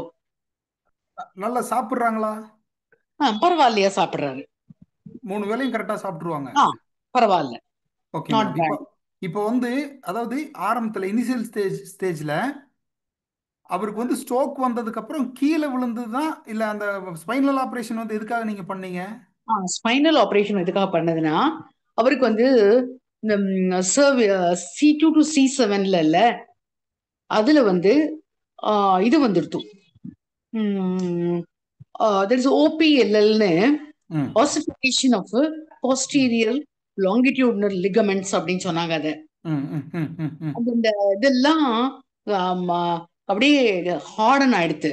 ம் ம் ஹார்டன் ஆனதுனால காலுக்கெல்லாம் சென்சேஷன் போயிடுது. ம் ஹாட் ம் கோல்டு எல்லாம் ம் டிஃபரன்ஷியேட் பண்ணிக்கவே முடியல. ம் ம் ம் அப்படி பண்ணப்போ அப்படி இது பண்ண டாக்டர்கிட்ட கொண்டு போய் நியூராலஜிஸ்ட காமிச்ச உடனே அவர் நியூரோ சர்ஜனே அவர் ம் சொன்னாரு, இது இந்த மாதிரி ஹார்டன் ஆயிருக்கிறதுனால அதை ரிலீவ் பண்ணி ஆகணும் நர்வ்ஸ் அங்க ம் அப்படின்னு சொன்னாரு. ஆனா இன்சிடென்டலி அது பண்ணினதுனால அது ரெஸ்டோர்லாம் ஆளுங்க. ம் ஆனா கிராஜுவலா அவருக்கு weakening of the whole system ஆயிண்டே இருந்தது. ம் ம் ம் அதுக்கப்புறம் இல்ல, ஒரு தடவை இந்த கொரோனா பீரியட்ல ம் அவருக்கு கால்ல ஒரு கம்ப்ரெஷன் மாதிரி வந்தது. ம் பிளட் கிளாட் ஆகி ம் பிரெயின் போயிட்டு இருக்கு. அவருக்கு ம் ஸ்ட்ரோக் வந்துட்டு. பிகாஸ் ஆஃப் தட் அவர் வந்து படுத்த படுக்கையா இருக்காரு. ஸோ எங்களோட சரி. ஃபண்டமெண்டல் ப்ராப்ளம் இப்போ வந்து ம் இதுங்க, ம் மோஷன் போக மாட்டேங்கிறது சரியா. ம் ம் ம் மேடம், அவருடைய சுபாவம் வந்து பயப்படுவாரா? அவருக்கு கொஞ்சம் ஃபியர், கொஞ்சம் முன்னெல்லாம் ஃபியர் ஜாஸ்திங்க. இப்ப ஓகே. வந்து என்ன, இப்பயுமே அப்படிதான். அந்த தூக்கினா பயப்படுறாரு, எல்லாத்துக்கும் ம் பயப்படுறாரு இப்ப. ம் ம் அது ம் அவருக்கு இப்ப இது, பட் ஜென்ரலி அவருக்கு ஒரு, ஏன்னா ஏதாவது ஒரு ஸ்ட்ரெஸ், ஒரு ஒரு இம்பார்ட்டண்டா வேலை பண்ணணும்னா கை கால்லாம் வேர்த்துரும். ம் ம் ம் ம் அவருக்கு அந்த இது இருந்திருக்கு முன்னாடி. நீங்க கேக்குற இந்த கேள்வி எனக்கு இப்ப அது இதையும் கொரலேட் பண்ணிக்க முடியறது என்னால. ம் ம் ம் ம் மேடம், ஒன்றும் இல்லை. ம் ஃப்ளவர் மெடிசனில் ரெஸ்கியூ ரெமெடின்னு ஒரு ஒரு ஒரு ஒரு மருந்து இருக்கு.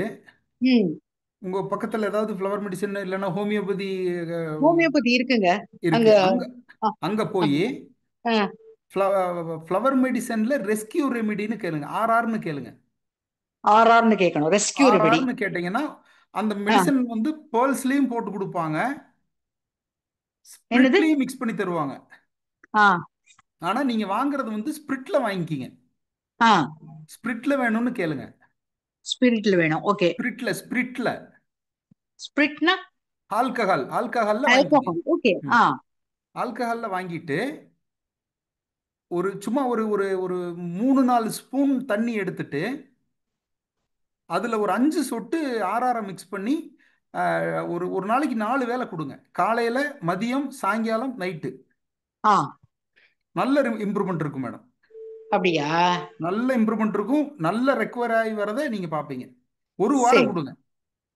ஆ ஒரு வாரத்தில் நல்ல எவ்வளவு ரிசல்ட் நாளைக்கு இருக்கும் கொடுக்கலாம்? எவ்வளவு நாளைக்கு? மேடம். ஒரு வாரம் கொடுங்க போதும். ஒரு வாரம். சரி. ஆமாம், ஒரு நாளைக்கு 4 வேளை, 4 வேளை, ஒரு வாரம் கொடுங்க. ம் 3 அது வந்து ஸ்பூன் வாட்டர்ல. 4 ஓகே. ஸ்பூன். ஆமா, அது தண்ணி நல்லா குடிக்கிறாங்களா? அது கொடுக்குறாரு. 2 பாட்டில் தண்ணி கண்டிப்பா குடிச்சிருவாரு ஒரு நாளைக்கு. சூப்பர். அப்படின்னா அவருக்கு வந்து ஒரு பாதி கப்ல, ஒரு நம்ம காஃபி குடிக்கிற பாதி கப்ல தண்ணி எடுத்து அதுல ஒரு 5 சொட்டு 6 சொட்டு ஆறார விட்டு கலந்து நல்லா உமிழ்நீர் கலந்து குடிக்க சொல்லுங்க. உமிழ் கலந்து. சரி. உமிழ்நீர் கலந்து குடிக்க சொல்லுங்க. ஒரு வாரத்துல நல்ல ரிசல்ட் இருக்கு மேடம். சரி. Thank you so much. Thank you so much. வாழ்க வளமுடன். நீங்க நல்லா இருக்கணுங்க. நான் வந்து எங்களோட நம்பரை வாங்கிக்கிறேன். உங்களோட நான் பர்சனலா கொஞ்சம் நிறைய பேசணும், என்னோட ப்ராப்ளம். நன்றிங்கம்மா, நன்றிங்கம்மா. வாழ்க வளமுடன் ஐயா. வாழ்க வளமுடன். நன்றி ஐயா, மிக்க நன்றி ஐயா. வாழ்க வளமுடன். வாழ்க வளமுடன். எங்க நம்பர் சார்ட்ல போட்டுறீங்களாங்க ஐயா? நான் நம்பர் கேக்குறாங்க. அம்மா செல்வியம்மா, செல்வியம்மா, நான் நம்பர் போட்டிருக்கேன் பாருங்க சாட்ல. ஓகேங்கம்மா. ஓகேங்கம்மா. சாட்ல போட்டிருக்கேன்.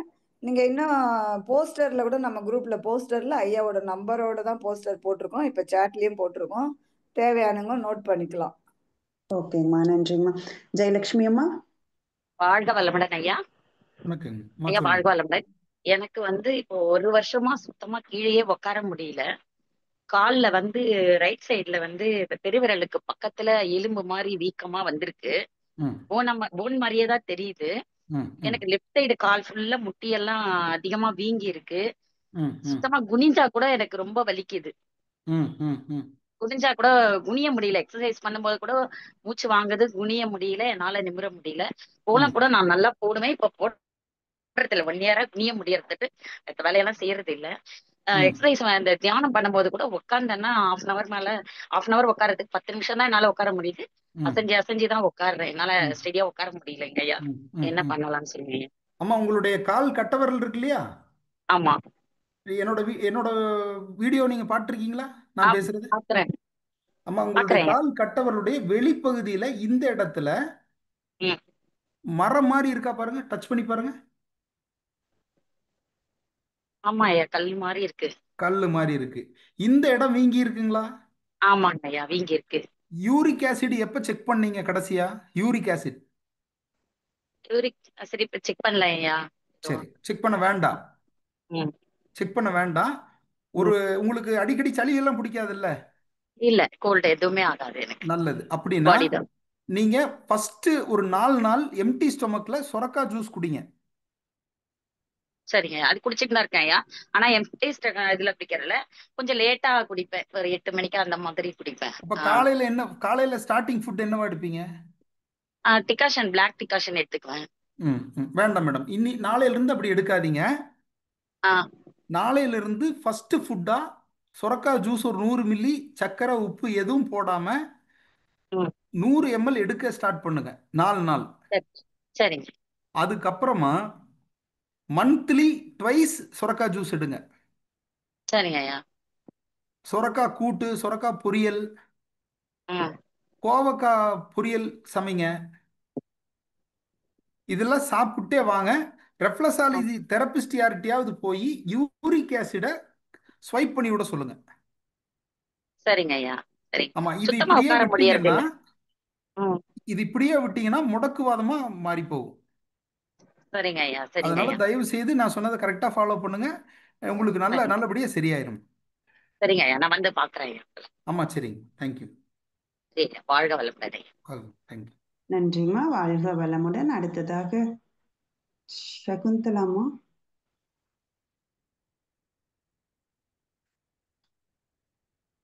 வாழ்க வளமுடன் ஐயா. அம்மா வணக்கங்க. அம்மா சொல்லுங்க. ஐயா எனக்கு காலாணி ப்ராப்ளம் வந்து ஒரு 15 வருஷம் கிட்ட இருக்குங்கய்யா. சரி 10 வருஷம் கழிச்சு வலி தாங்க முடியாம ஆப்ரேஷனும் பண்ணி பார்த்தோம். திரும்பவும் வளர்ந்துட்டே இருக்கு. திரும்ப சரிங்க என்ன மருந்து, சித்தா மருந்து, ஹோமியோபதி எல்லாம் எடுத்து பார்த்துட்டேன். திரும்ப திரும்ப வந்துட்டே இருக்குங்கய்யா. அது சரிங்க போக கழுத்துலயும் வலி, அந்த நெக்ல இருந்து தலை கீழ இருந்து அந்த நெக்கு ஃபுல்லா அந்த ஷோல்டரு, கை இந்த பெயினும் ஜாஸ்தியா இருக்கு. நைட் ம் ஆனா படுக்கும்போது தான் ரொம்ப பெயினா இருக்குங்கய்யா. அந்த வழி வந்து ஆ. அந்த பக்கம் இந்த பக்கம் டிராவல் ஆகுங்களா?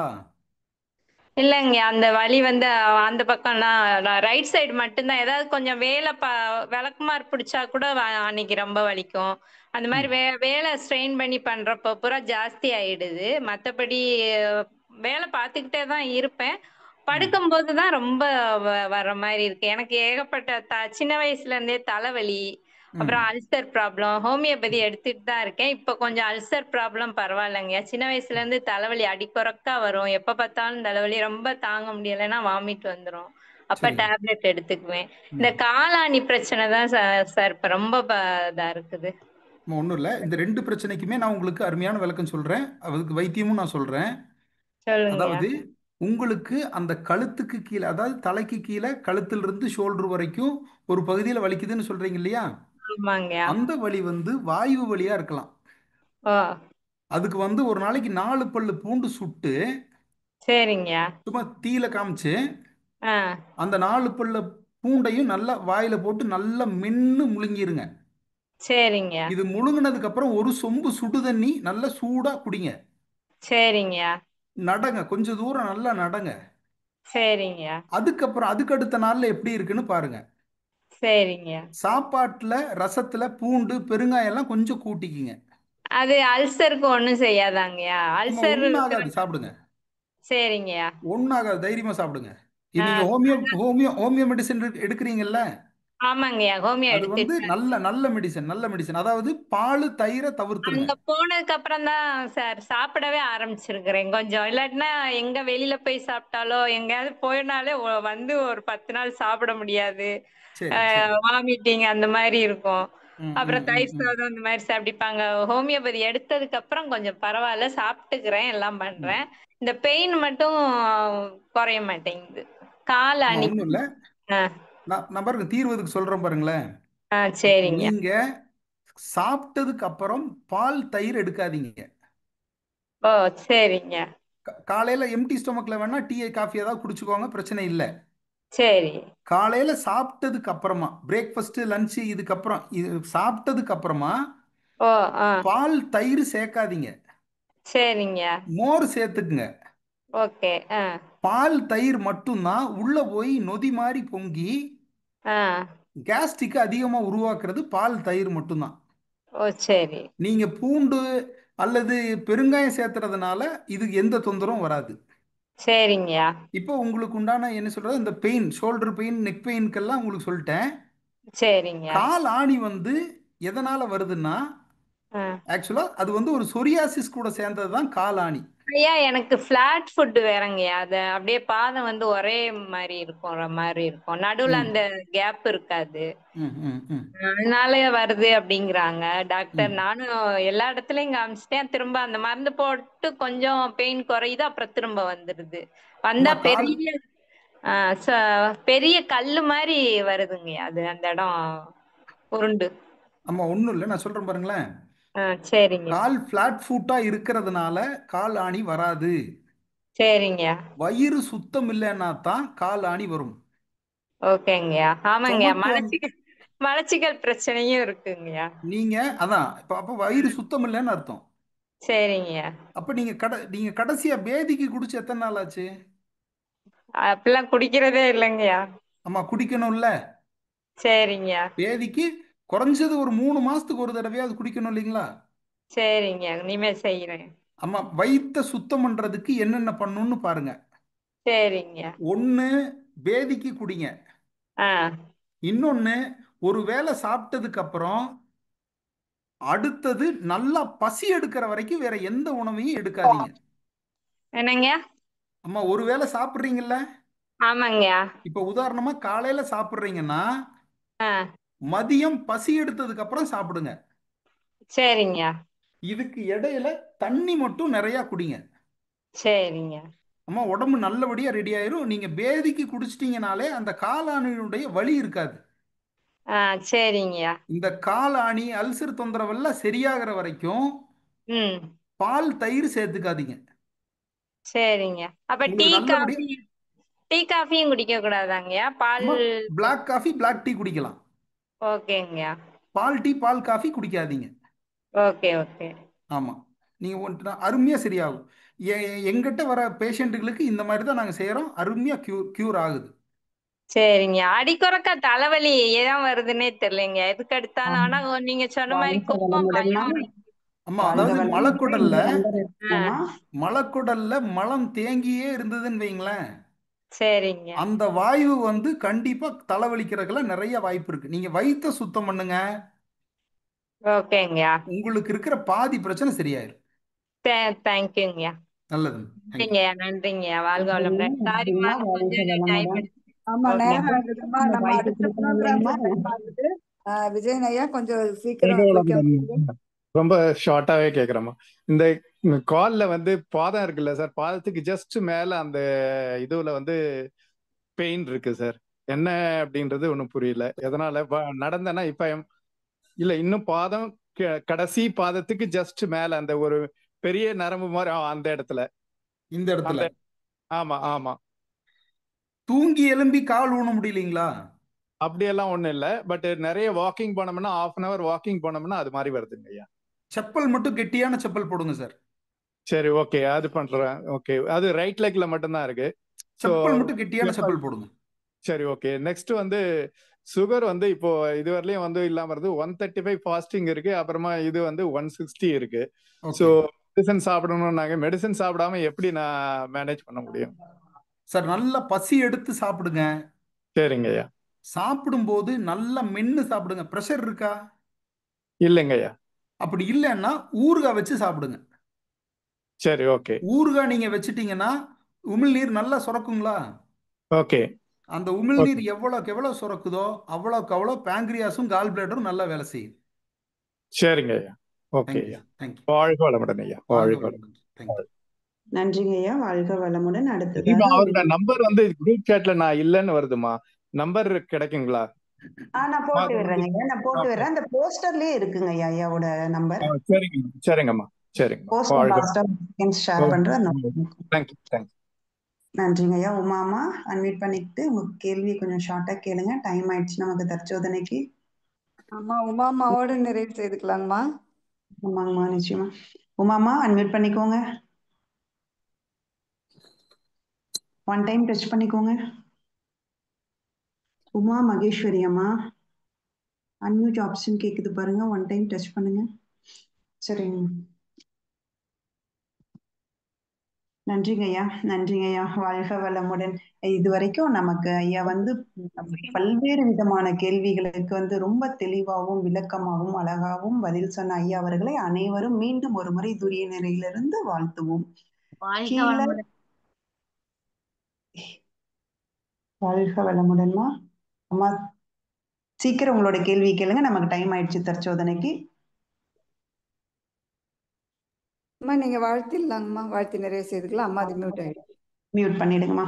அனைவரும் துரிய நெறியிலிருந்து மீண்டும் ஒரு முறை வாழ்த்துவோம். ஹீலர் எம் சரண்குமார் ஐயா அவர்கள் வாழ்க வளமுடன். ஹீலர் எம் சரண்குமார் ஐயா அவர்கள் வாழ்க வளமுடன்.